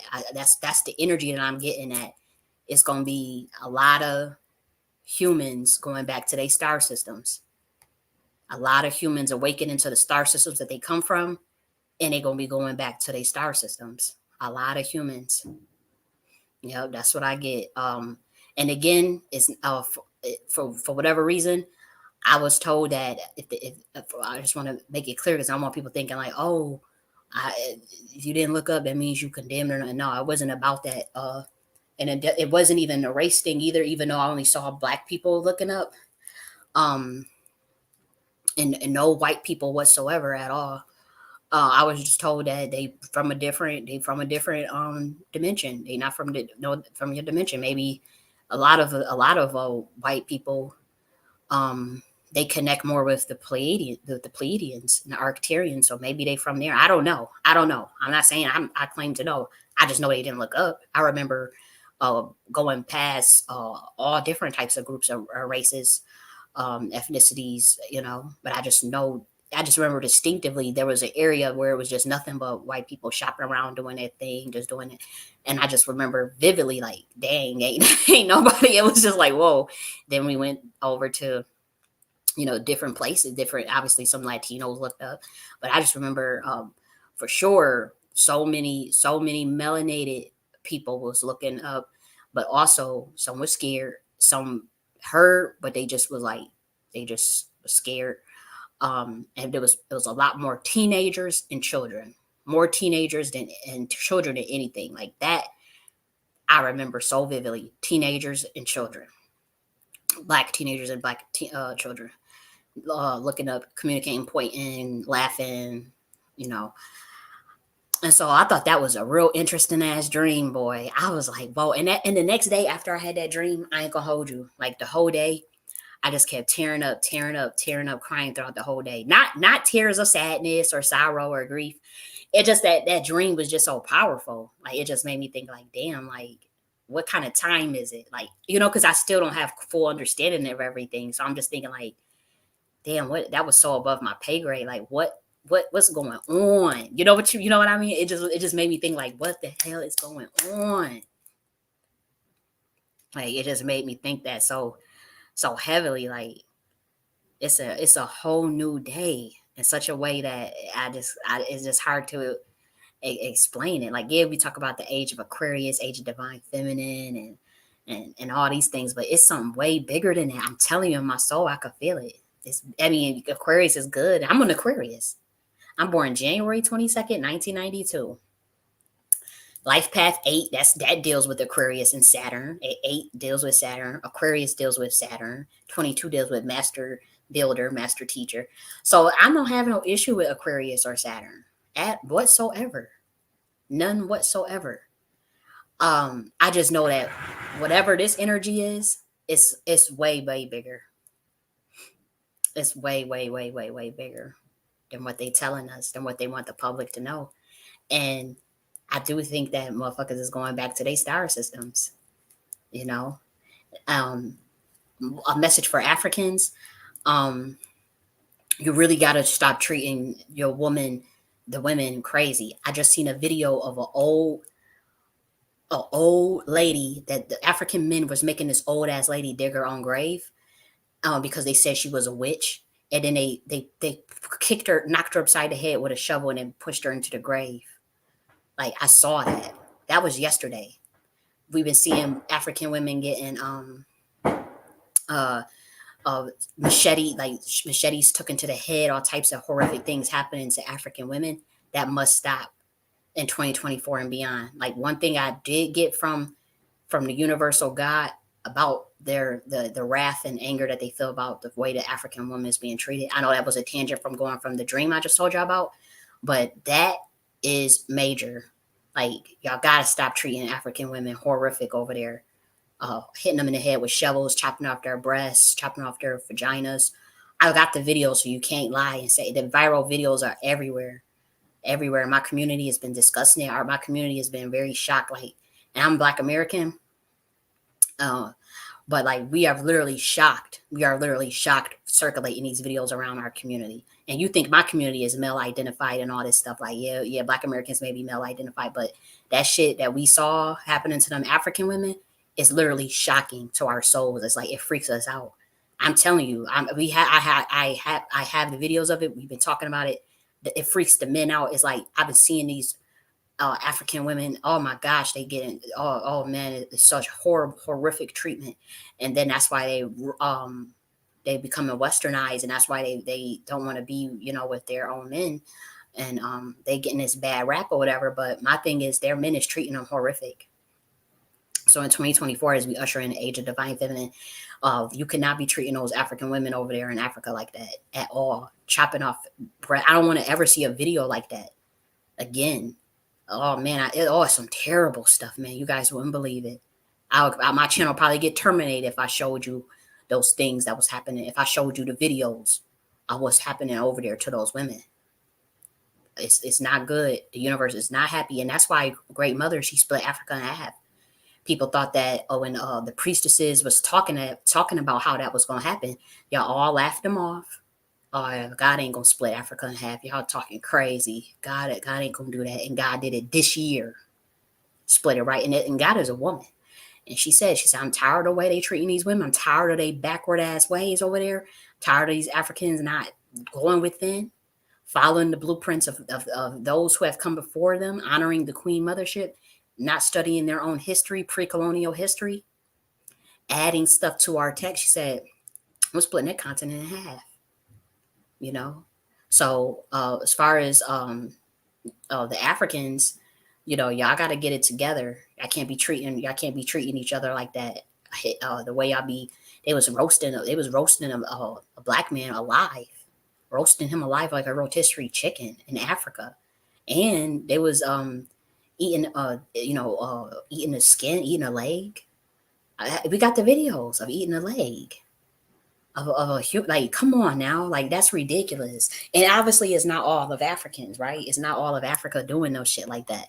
But like the fact that these videos keep going viral from that continent like that, even the one yesterday that went viral of them making that old ass lady dig her own grave, saying she a witch. She was an old lady that couldn't barely even walk, saying she's a witch. That kind of stupid ass shit. That's why y'all asses got cursed in the first place, because y'all did that same act to all the queen mothers in Africa. You did the same thing to all the queen mothers in Africa when you overthrew the queen mothership, making them dig their own graves, chopping off their breasts and burning them alive and throwing them in the grave while they alive and all that. That's actually why Africa got in the state that it's in. I studied the history. I have the books. I've written all the books, and I put all the scholarship together. You guys can deny it all you want. It's already out there. All the research is already out there. But again, um, from what I get from the one thing I do want to say to them Africans, yeah, obviously you have to work on the decolonization of the mind and increasing in consciousness. And me as a Black American, I can't tell you what that looks like. Only what your individual tribes and ancestors are. You know what your history, hopefully. But what I do want to say from that great mother, she said, y'all gotta stop treating them African women like that. Y'all gotta stop treating them like horse shit. You gotta honor the age of divine feminine. Cannot treat them women like that over there. So that's another thing I want to say. The last thing I want to talk about is I had a dream about Mumia Abu Jamal. I don't know if you guys know who that is, but he's a political prisoner now. He was a part of the Black Panther Party some years ago. I'll show his picture. Let's see. I'll share this. This is Mumia Abdul when he was young. Let me see. Because honestly, this was random. I'm not a person that really just follows Mumia Abu Jamal, but me having that dream about him this week was kind of alarming, and I won't say it freaked me out. It's just random. It just was random as hell. I don't think about this man. You know what I mean? I read the book that he came up with, Classroom in the Cell, some years ago when that book first came out with him and Mark Lamont Hill. I did read that, but that was like, when did that book come out? Let me see. Let me actually Google it, because when it came out is when I bought it and read it, and that was long ago. Let me see. Classroom in a Cell. Let me see. When was this published? 2012. 11 years ago. Exactly. Yeah. So I had read this book like in 2012. And so this was the last, if I'm being honest, that was the last time I thought about Mumia Abu Jamal. It's not like he's been on my mind or I've been following his work or anything. So for me to have a random ass dream about it, it just shook me. And so, as we can see here, he was an American political activist and journalist who was convicted of murder and sentenced to death in 1982 for the 1981 murder of Philadelphia police officer Daniel Faulkner. While on death row, he has written and commented on the criminal justice system in the United States. After numerous appeals, his death penalty sentence was overturned by a federal court. In 2011, the prosecution agreed to a sentence of life imprisonment without parole. He entered the general prison population earlier the following year. Beginning at the age of 14 in 1968, Abu Jamal became involved with the Black Panther Party and was a member until October 1970, leaving the party at age 16. After leaving, he completed his high school education and later became a radio reporter. He eventually served as the president of the Philadelphia Association of Black Journalists. He supported MOVE, a Philadelphia-based organization, and covered the 1978 confrontation in which one police officer was killed. The MOVE 9 were the members who were arrested and convicted of murder in that case. Since 1982, the murder trial of Abu Jamal had been seriously criticized for constitutional failings. that's something I want to talk about when I talk about the dream, because that was something that God was also revealing to me about this. Some have claimed he is innocent, and many opposed his death sentence. The Faulkner family, politicians, and other groups involved with law enforcement, state and city governments argue that Abdul Jamal's trial was fair. God don't agree with that. His guilt beyond question and his death sentence justified. When his death sentence was overturned by the federal court in 2001, he was described as perhaps the world's best known death row inmate by the New York Times. During his imprisonment, Abu Jamal has published books and commentaries on social and political issues. His first book was Life from Death Row in 1995. And so, um, he's been in prison ever since, obviously, and trying to see his book list out of just curiosity. Because honestly, I the dream that I had of him this week was just random as hell. So State of Pills, the Pills in Review. From what I got though of the dream, and not from him himself, but from God, was that they want him released. They want Abu Jamal released. Okay, so this is his books. It looks like. Okay, so this was the book that came out, "The Classroom in the Cell: Conversations on Life on Black Life in America." Third World Press 2011. Yeah, that's what I read it. That's the one I read. He had that with Mark Lamont Hill, and so that's why I had read that. And so here's his books, and then representation in popular culture. So he had a film. They had a documentary film.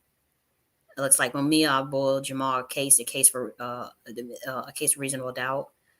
It had an album containing spoken word from Abu Jamal before tracks by power violence. Okay. Immortal Technique featured Abu Jamal on his album. The rock band Rage Against the Machine mentions Mumia, Voice of the Voiceless. Documentary film, In Prison My Whole Life. Okay. And yeah, so they want him out. That's what I got from the Watchers and from God herself. I don't know what that's about. I do know that Mumia Abu Jamal has spoken up about the divine feminine in that book, The Classroom in the Cell. So that could be why. His heart towards women is very fair. I had read those words myself. I think I quoted his words in one of my books, actually. If you read the book, The Classroom in the Cell, he spoke on how he did not like the treatment of Black women in the Black Panther Party, and that how the treatment of Black women single-handedly ruined the Black Panther Party. Him, and I want to say Bobby Seale spoke out about that, and so they want him out. This is what they want, the Watchers, and they are very pissed off, and because this is how he was looking in prison. Let me see. Let me share this. Can you see this? Okay, yeah, I can see this. This is how they have him looking. So he hasn't been treated fairly in prison at times. He had gotten sick. He had some things with his heart. you know. But I actually was interacting with him in the astro room, because before I was actually interacting with him, God was telling me how she felt about his sentence and stuff. And so then when I was interacting with him in an astral room, he actually looked like this in spirit form, and he's actually he did not look like this. Thank God. Um, and I don't know what that's about. I don't know if again, this was all random to me. But what I will say is that this man is extremely, extremely powerful spiritually, and that's all I'll leave it at. I will not tell the specifics of what he can do or what he knows, but he's good. Um, even if, because I do know that there was one. I don't know how old he is. Let's see, how old is he? Let's see. He's 69 years old. Okay, so I don't know. Maybe he's transitioning soon. I don't know what that was all about, but I do know that they locked him up in these prisons all these years and decades. Um, but they didn't lock up his soul, and they did not lock up his mind. Not at all. They did not lock up his soul, and they did not lock up his mind. Um, and that was powerful to me, to see the things that he can do, and to see his purity of his heart in that dream. because that was the one thing that, because we did not actually physically have to open our mouth and talk at all. Um, it was all telepathically, and I was just like amazed at the things that he was doing in the dream with his mind, his body, and his soul. He's a very brilliant man, and so one thing I did write Trump and ask for the pardon for Mumi Abu Jamal. He's a political prisoner, and the things that we went through in this country with him joining Black Panther Party and stuff, you know, things happen. Things happen, and it's never been proven that he did that. And so I think that, you know, if he was ever to get pardoned by any administration, but like particularly, um, you know, I did say Trump, if you pardon Umi Abu Jamal as well as Larry Hoover, you know, you think about those things and you garner those favors, garner that favor with my community, because these are things that we have always been thinking about, like our political prisoners and their freedom, you know. Um, and that dream that I had, though, it was something else. It was something else. It really was. Again, I'm not going to express unless he was like to transition, then I would express the things he was doing. But I don't feel comfortable expressing the things he was doing while he's still alive for his protection. And I'll just say that. But that was the last dream that I had that I want to talk to you that I want to talk to you guys about. Now I want to share cool product. I'm not getting paid for this. This is not an endorsement at all. I am literally just trying to pass off something that, well, every time I discover something new that actually like benefits me, I do like to. Usually, I would just like tell my closest friends, like, "Oh, hey guys, I came up with this." So I just wanted to share this with you guys. Again, this is not an endorsement. You know that I would have to tell you that if I was paid. Um, a paid endorsement. That's what I mean to say. Not endorsement, but paid endorsement. Like I'm not paid to talk about this. I just was really impressed with this product, and so I wanted to share it with you guys for 2024, going into the New Year's. But this is called Patch of Pieces Signature Scents. So I don't know if you guys are one of the ones that like more of the natural stuff, but I am, and I try to look for stuff that balances pH balance, as well as has like some pretty good ingredients, and not, you know, a lot of chemicals. Obviously, sodium lauryl sulfate, any type of parabens. You guys know the chemicals, the dyes, and all that and stuff. And so, um, I was looking for something because normally what I use is native, or I liked. I don't know if you guys heard of Zoom, but Zoom soap is so expensive. Like I love Zoom, but like $6 for a bar of soap, hell no, hell no.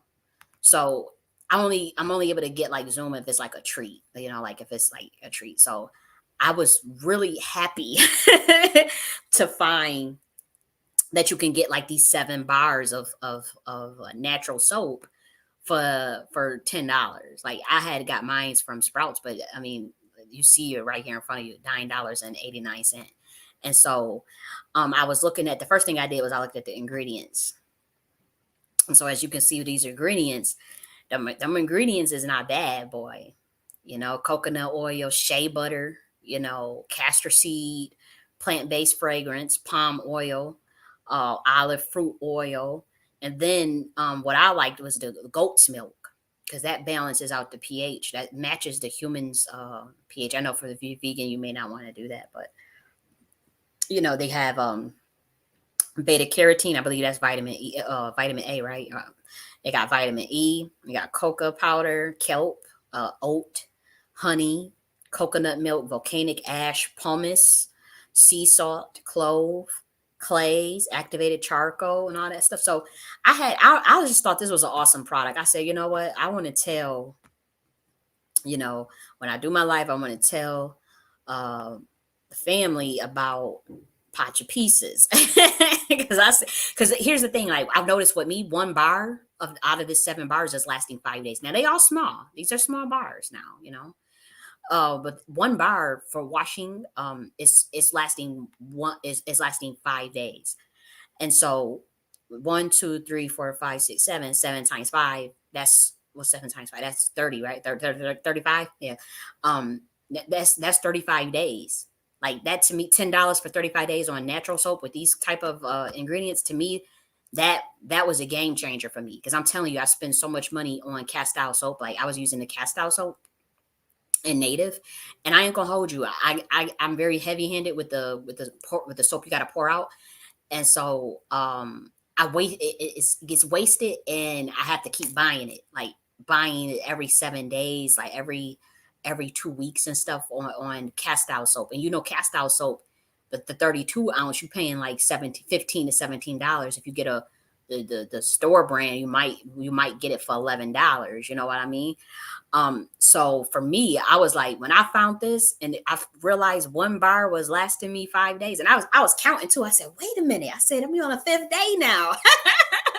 I said, oh heck, yeah, I'm gonna use this soap with the goat milk and the ingredients. I said, oh, I'm gonna use that soap for the rest of my life, as long as they have it.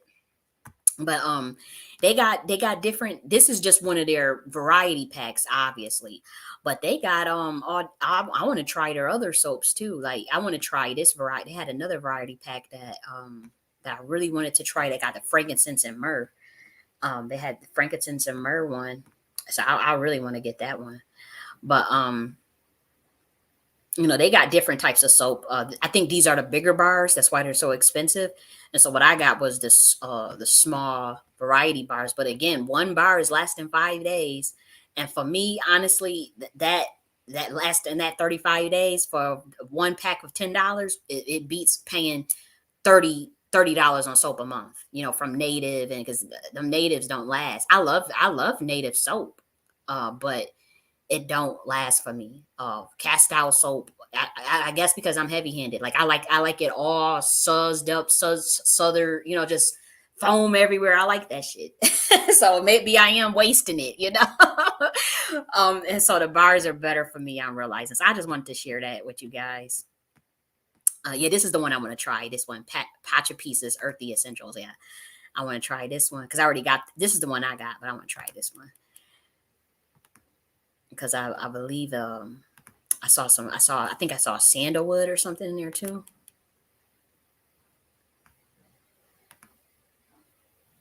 Let me make sure that my internet, okay, that's going on. I guess that's some lag in the internet, slowing down. It's not clicking on there. Oh well. But anyways, you get the point. But anyways, you get the point.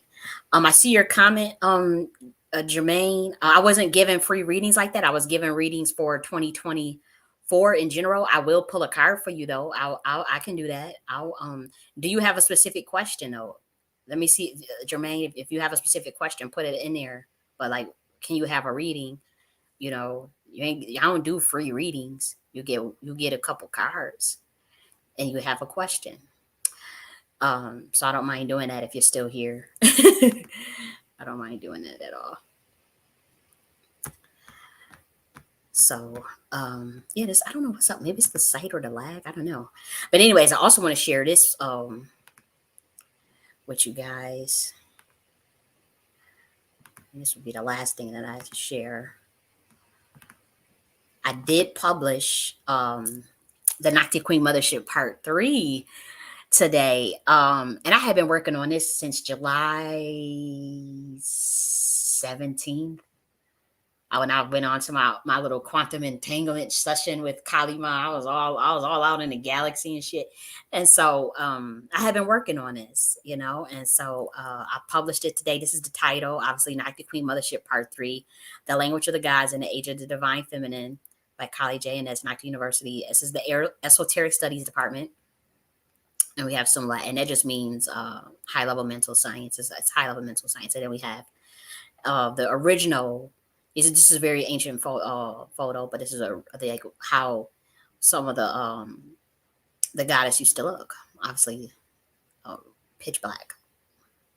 And so this was there's a lot of history in here. There's a lot of scholarship. Objectively, there's a lot of scholarship in here, but it is some esoteric teachings and meditations of channeling as well. So you do get information that is heavily occultic. It is very esoteric, but it's very enlightening and enriching. We talk about the goddess iconography of all of the goddesses throughout many pantheons. We talk about the pre-Adamic civilization, so that means orders and civilizations before the Abrahamic religions, and how it was always goddess based. So we talked about the history of that. Then we get into some of the messages from the Great Mother herself. We talk about the teachings of the Nag Hammadi text, the original teachings of Yeshua and Gnosticism. We shed light on what the chaos intelligence realm is, the primordial mother, primordial darkness, primordial waters, as well as resonance and electromagnetism. We go deep. It gets scientific. We talk about entropy, melanin. You know, it's 288 pages, and so check that out, because this is the language of the gods. Like, here we're talking from a very spiritual level, whereas Nakhti Queen Mothership Part 3 was just more historical, giving the history of the matriarchies and melanated tribes. Then Part 2 talked about more of the political and structural governance, the Nakhti Queen Mothership Part 2, what that would look like in 2022. I'm sorry, at that time it was 2023, published in January of 2023. But what that would look like from today's time. This was very governance based, very tenant based. How to build a civilization from scratch, how to build intentional community, how to build city, and then Part 3 in a matriarchal sense, under the matriarchal paradigm. And then Nakhti Queen Mothership Part 3, the language of the gods and the age of the divine feminine. We get into the quantum entanglement of interactions with the goddess herself, with gods themselves. Like, what, so it's them channeling from Kali Ma, some channeling from the primordial mother, elucidation on text. We talk about the goddess iconography in Judaism, the goddess iconography in Egypt, or people say Kemet, the goddess iconography, obviously, in Asian. So we a little bit about the Japanese and Hinduism, of course.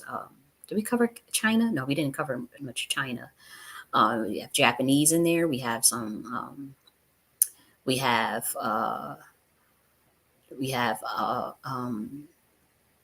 some American stuff in there. We obviously have some of the Orishas, the African Orishas, of the goddesses in Africa. And so it gets real. It's a real deep book. I put my foot in there. I surely didn't think they was going to let that get out. I said, "Oh, I'm kind of nervous," because we talked about the Order of Kali from the Chaos Intelligence realm, as well as the Dragon Riders, where Yeshua is from.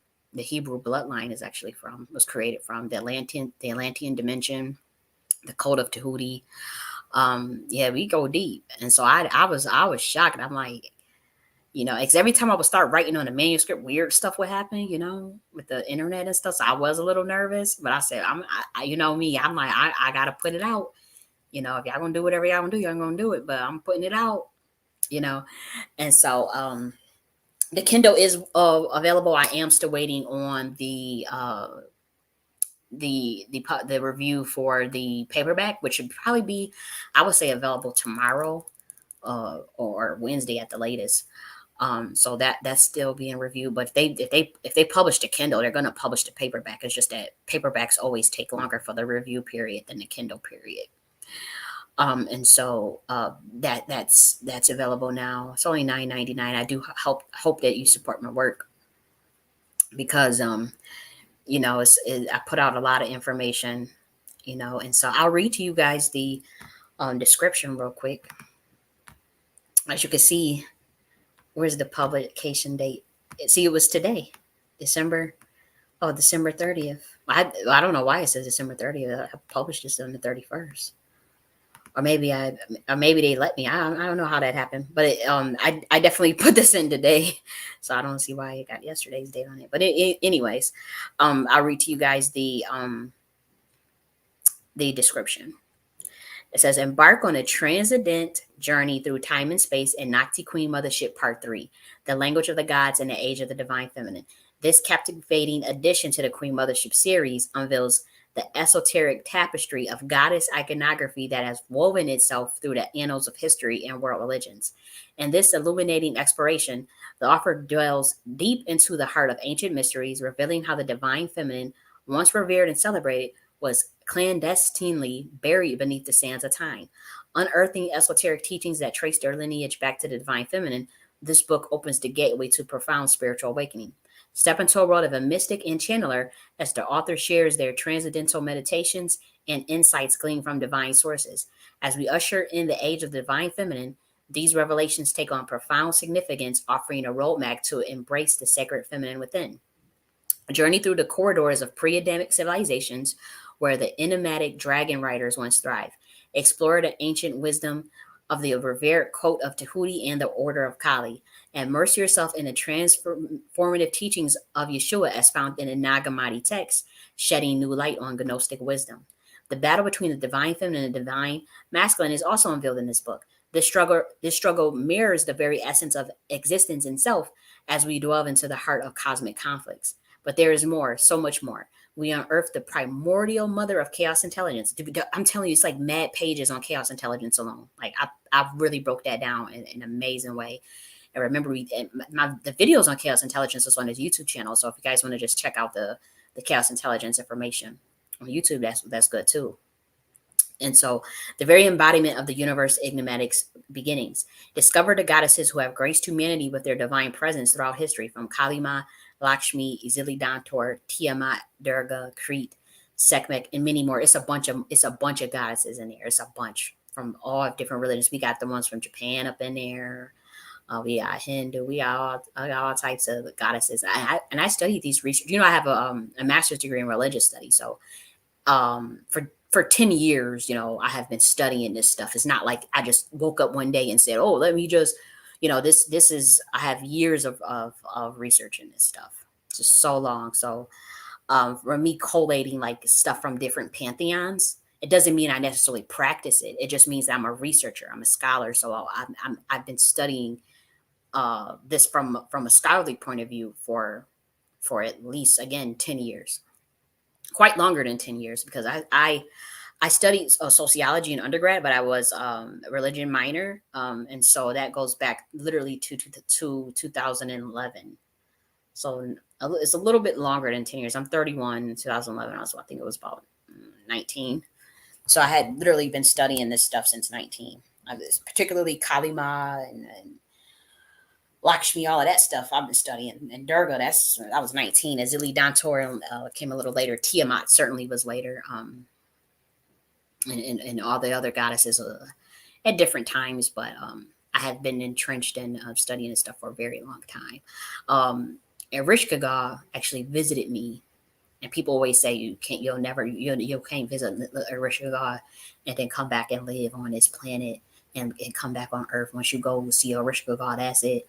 That is not motherfucking true, because she took me down to that underworld, gave me a message. She and sent my ass. And she said, "I'm sending your ass right back on up there." But I'm letting you know. She said, "This is what I want you to say." And that happened in July of 2022. Now that I have to say shook me to my core. I have to say, out of every, besides Saturn, kind of, because it was Saturn that had to push. It was the energy of Saturn that had to push me down there to Orishka and bring me back up in 2022. And I had no control over that. It wasn't like I was doing rituals. It wasn't like I was begging. I don't even know what that was. I didn't know who Orishka God was. I'm telling you, I did not know. I don't know. I didn't know who that being was. I just was minding my business, literally minding my business, sleeping in my bed. And I remember the energy of Saturn had came in the room. I wasn't doing no ceremony and trying to invoke Saturn and none of that shit. I'm telling you, none of that. And next thing you know, I felt that energy. It was like, push me down into the underworld, push me down. And that shit shook me to my core. Cause I said, well, if I'm going to go, I'm going to go. Cause I didn't know what it was about. I'm literally new to all this. So, and we go all the way down. And I saw Erishka Gall. She said, because everything is telepathic. She communicated, I'm Erishka Gall. And she really didn't like me, because she said, and she made it clear. She said, you are lucky. She said, for whatever reason, Kalima And TMI, these motherfuckers is vouching for you. These are the ones that just sing your praises and love your motherfucking ass. She said, I really don't like your ass. I was hurt. She said, but she said they fuck with you. They fuck, she ain't say it like that, but I'm just giving you the energy of what it was. And she's like, if they rolling with you, then I'm gonna roll with you. If that is they call, it's they call. They the ones that be going on. Oh, and she said they want to go and prop you up, whatever. But she said I really, and I remember in my head I was saying why, and she had communicated real fast, like in a flash, like you're too nice to men. I don't know. Like, it was an energy that I got. Like, she didn't call me male identified. She just said too naive, too whimsical. She said you're not dark enough. Like, Izili Dantor, she does that too with me. I'll never forget watching Izili Dantor and Kali Ma literally argue. Like, literally, I was learning from them, sitting on the floor, like looking back and forth, looking at each one of them in a dream. This was a dream. And I'm looking at both of them like, oh my gosh, like, how you watch people kind of argue, going back and forth, looking. I'll never forget that. And Azili Dantor, Azili Dantor is very dark, not in a bad way, but she gets there. She gets busy. She one of the ones that gets off on that minister of justice. It's like to whoop some ass, like going, they like to whoop some ass. And so I remember Kylie's kind of self-righteous, believe it or not. She can be dark. She likes to whoop some ass too, but she kind of a little self-righteous, And I remember she was telling Ezili, she said, "Don't teach her that stuff. Don't teach her that. Don't teach her that yet. I don't want her knowing about that stuff. I don't want her thinking about that." And Ezili Dantor was because Ezili Dantor, she's not androgynous, but they give her this bisexual energy. They always say she's bisexual, whatever. Sometimes because she's kind of rugged. So sometimes she kind of dress. I don't know how to explain her dress. It'd be different sometimes. Sometimes she had a little androgyny thing going on. And I would never forget her sitting up there she had a real cool hat on, like a fedora. Like, I don't know, this very cool, mysterious ass red hat. She dressed in red and black. Both of them had red and black on, by the way. Kylie did too. And but Kylie was teaching her like stuff because like Izili Dantor listens to Kylie when she says stuff. And I was literally sitting on the floor, like kind of like a kid sitting on the floor still learning this information from both of them. And I just remember Kylie just looked at Azili and said, "Don't teach her that stuff yet. Don't teach her that. I don't want her knowing that stuff." And she's like, I had said in my head, I say, "Is she right though? Is it because it's not right?" And then Kylie, she looked at me, she said, "It's right. She's not lying. She right. I just don't want you knowing that shit." And she said, no. She said, "I don't want her mind polluted with, that energy yet." Because she's going to get, I don't know what that was about. That was above my pay grade. I said, "Look, I don't know. I didn't even ask for this shit. I didn't ask for none of this." But I thought that was interesting. And I was looking back and forth like, okay, like, whoa, that was a dialogue. I say, ooh, having to be at the seat of the goddesses and learn from them myself. And I know people say Azili Dantor is a Lao spirit, they say LWA, Lao spirit. I mean, again, people could think that I'm not arguing. I'm not here to argue with that. I see her as a much bigger energy than that. I also see, I see how the thing is, what's unfortunate with humans is they don't realize that energy evolves. So it might have been a Lao spirit at one point, or earth-based spirit, a patron spirit, fire spirit, or whatever. Of course, it may have been that. I'm not here to a petrol spirit. Sorry, I'm not here to argue about that. I'm just saying that energies evolve. And so what might have been something a couple thousand years ago, that energy may have ascended into a god, or a goddess. And so I just think that I would employ humans to realize that stuff evolves in the spiritual realm considerably quite faster than what you would give it credit for, in terms of the work that people do and the work that entities do to evolve themselves. And so just like how we have to go to mystery schools and learn and stuff, God to do that too, spirits to do that too. And Izili Dantor was definitely one of the ones that had tutelage under Kali, for sure, Kali Ma. And so I saw that in real time. I saw that, So I thought that was a real interesting. But back to the dream about Erishkigal. Whew, that was some heavy stuff. And she gave me some prophecy. She gave me some things, but she wasn't the technologies that was coming out with some alien technologies that they was trying to experiment on humans that she didn't approve of, but they was gonna go along with it anyway. She had told him, she said, I don't approve of this shit. I already had told these motherfuckers that. Now again, I don't know much about a rich Google. I can't act like I can't sit here and tell you I know much about that. I don't. I just know what she said. She said they're using this technology. She showed me the technology and everything. I already wrote a whole big ass post on this, so I'm not gonna get on this on his Twitter on YouTube, but it's pretty much about a technology that's gonna come out where it's incisionless, painless abortion. It's gonna be laser based abortion, where it's painless. It's painless, and you just rub it on the abdomen of the stomach, and then it causes spontaneous abortion. This is what she showed me the technology. She showed me how to look at everything, and she said, "I do not approve of this shit. This was not supposed to be tested on humans." And I tell a this it's right now I guess the military was testing it, and so they were testing it on humans underground. And she said she wanted that to stop, and that she had told the homunculus deities to stop that, but they wouldn't listen, because I don't know what that's about, why they so desperate to put that out there. Maybe for generate money from the insurance companies with that treatment, with that laser abortion treatment. I don't know what that's about, but for whatever reason they won't listen to none of the head honchos that told them don't use that technology. It's like desperation. Like, just like they don't approve of that lab grown meat and shit. It's like they don't even, they used to actually honor prophecy. Like, they used to honor prophecy and those entities, they used to seek guidance from them and honor that. They not even doing that. Like, that's how desperate they are, like, to keep their power and to not change.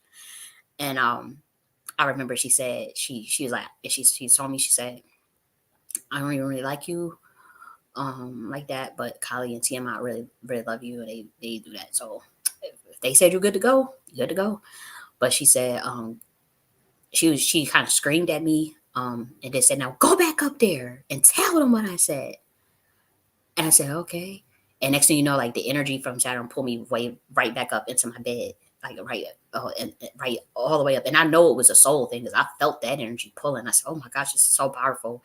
Too, so heavy heavy energies that I never dealt with in my life. It was just so heavy. It felt like I was just going to die at any moment. I wasn't scared or anything.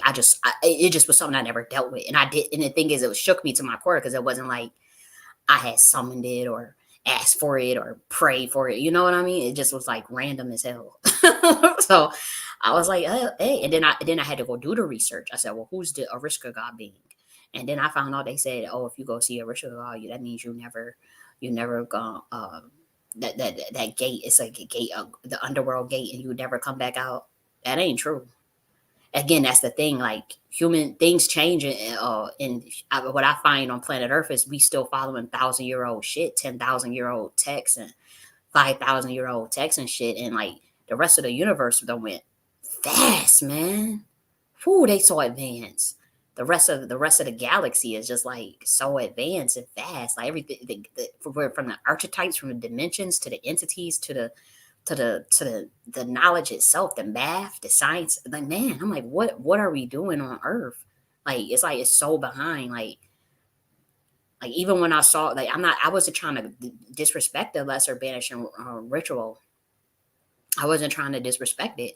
I'm just literally saying, like the stuff that the new one that God gave to me for humanity. I'm like, with the galaxy connection, and even with the entities that's attached to that one, I'm like, that's like that on steroids. Like, that's like some power, like boom, like a nuclear bomb. And I'm just like, why haven't we evolved? That doesn't feel normal. That feels normal to humans, to not evolve something from 1,000 years. You really think something from 1,000 years is going to be 5,000, 10,000 years ago is going to be as relevant to today's time?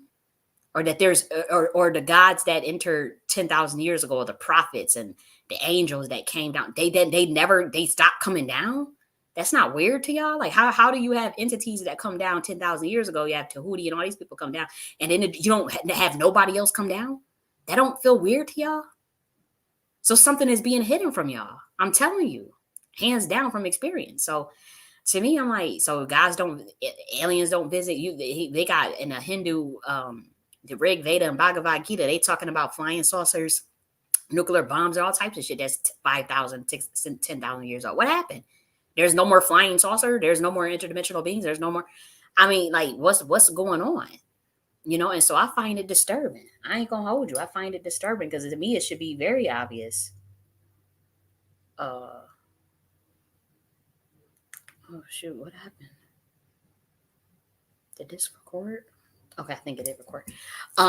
It should be very obvious that that visitations and that new knowledge and new information and new gnosis and mysticisms would still be coming into this planet in 2023. It just doesn't stop. Why would you just won't get another Buddha or somebody that's gonna come down here and give y'all some information? It's just gonna stop. Like that doesn't even make sense. They've been killing them. They be knowing who the angels that's gonna come down through here and the interdimensional beings that's gonna try to get through here and closing off portals and closing off gates. They've been doing that shit for a long time. Y'all better be lucky they mess with that CERN machine. That's what I would say. You're lucky they mess with that CERN machine because they had y'all like y'all motherfuckers trapped in a time loop or something because it don't make no sense.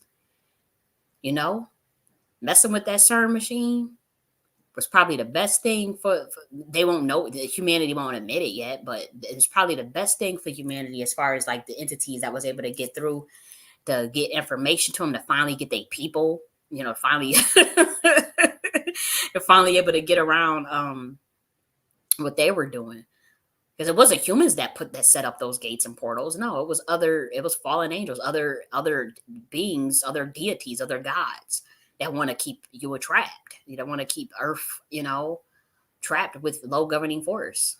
They was planning on ruling for another 2,000 years. It was planning on being and keeping the system the same for the next 2,000 years instead of honoring the treaty that they had signed, honoring the treaty that was negotiated thousands of years ago. They plan was like, and it's like that kind of desperation where you would disrespect Ereshkigal, Tiamat, Kali. Like y'all just getting ridiculous. Like Tahuti, like y'all just disrespectful. Now it's like now they had to come down here themselves. Like that's ridiculous. That's ridiculous. Because you want to keep humanity trapped. Like it's never that deep. I don't get what that shit's about. That's some wicked ass shit, man. That's some wicked shit. I can't relate to that level of I don't know, like that level of desperation, low self-esteem, and obsession with power and control, and not for good reason, or that obsession with feeding off of fear and feeding off of hatred and division. Like I can't. To me, it's such a foreign concept. It's like foreign to my head. It's foreign. It is. It is. It really is. It really is. So I can't understand it. I try. But I'm like, how could you separate yourself that far from God, but then say that you're God, but then separate? Even if you do the Gnostic teachings and ye are all gods, you are sons of the Most High. I believe in that, but I ain't separate myself from God, from the Godhead, even as a God. I ain't that damn stupid. That's just me though. That's just me. And yeah, I'm with the shits. I know about those inner teachings of the intergalactic mentalism of the kingdom of God within and the seed of godliness or within. I know them codes that people talk about when they say those things. For me, and even you see even those that are in the Agori tantric left hand path, like yeah, we still have reference for the creator God. Like I don't get it. I don't get all this. People learn a little bit of information and it just pumps their head up. It seems like I'm not saying people got to be humility. What is it?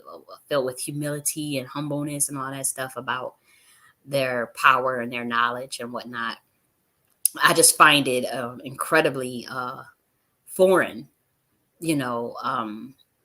When I see that the way that this earth is ran, and for people to not question, or they're scared, they'll know the truth, but they'll just keep their head down. I don't understand what that's about. I really don't. But anyways, let me finish reading this description. Okay, so from the rich tapestry of African, Asian, American, and European pantheons, the goddesses emerge resplendent and powerful. Each deity is a thread in the intricate fabric of our shared spiritual heritage, waiting to be acknowledged and honored. But this book is more than a mere exploration of the past. It is a channel for the future. The author unveils the Nakhti philosophy, that's my philosophy system I came up with, unravels the mystery of resonance, and uncovers the untold story of the fallen angels and Lucifer's descent to earth. Through channeled wisdom from the Great Mother herself, a message of profound significance is delivered to humanity. Nakhti Queen Mothership Part 3 is a breathtaking tapestry of spirituality, history, and mysticism. This transformative journey will awaken your consciousness and inspire you to embrace the divine feminine within and around you. Join us on this extraordinary odyssey as we unlock the language of the gods in the age of the divine feminine. And so, guys, I just had a ball writing this. I ain't even gonna hold you. I had such a ball writing this. It just got my goat. It did. It did. And so, when you guys get a chance, I ask that you do support my work. I did take the free version of this down because the free version was not edited at all. And so I had wrote it in real time. Like I was literally still out in a different dimension as I was writing it. And when I actually became really grounded in earth, on earth, and then read it, I said, oh my gosh, these fucking spelling, it wasn't even spelling errors, it was just the grammatic errors. And I just said, you know what, I will edit it when I get some time and then probably give out the free version again. Or what I might do is I'll probably do like a mini one of them mini readings like I do, like I have with some other stuff on the channel with the law of gender, like that, and probably do like one of them narrative voices again with some of the cool stuff in the book. Not all of the information, obviously not all of the book, but at least some of, so you guys can get uh, a glimpse of like of the material. It's some heavy material though. I'm a very heavy person, It's like my mind is really heavy, and so it's not lightweight. Like if you think the law of gender was heavy, that's kind of like baby food. Like this is like boom. Because a lot of people say that stuff is deep, or I don't know what you was talking. Like I remember in the past, I had people say, "Oh, I don't get it. It's over." They have to take some time with it and actually study it. But this one does have general history and stuff like that, but it also like the chapters on chaos intelligence and resonance and primordial darkness. That's what I mean by that's the heavy shit. Like that's the heavy, heavy, heavy stuff. And also the pre-Adamic civilizations from the ancient order of Kali, where we talk about like our definition of artificial intelligence from our dimension, on how we viewed artificial intelligence. Because Goddess wanted me to put that in the book as well. And so that's what I have for today. Thanks to Shara Gaines. Jermaine Williams, he must have left because he never got back to me. He said he wanted reading. Oh well. So happy New Year, guys. I'm about to get on off of here and enjoy myself. So enjoy your holiday. There's some fireworks. All them fireworks are ingratiating. But I guess they do fireworks for the New Year's out here. Okay, so I'll talk to y'all later. Bye.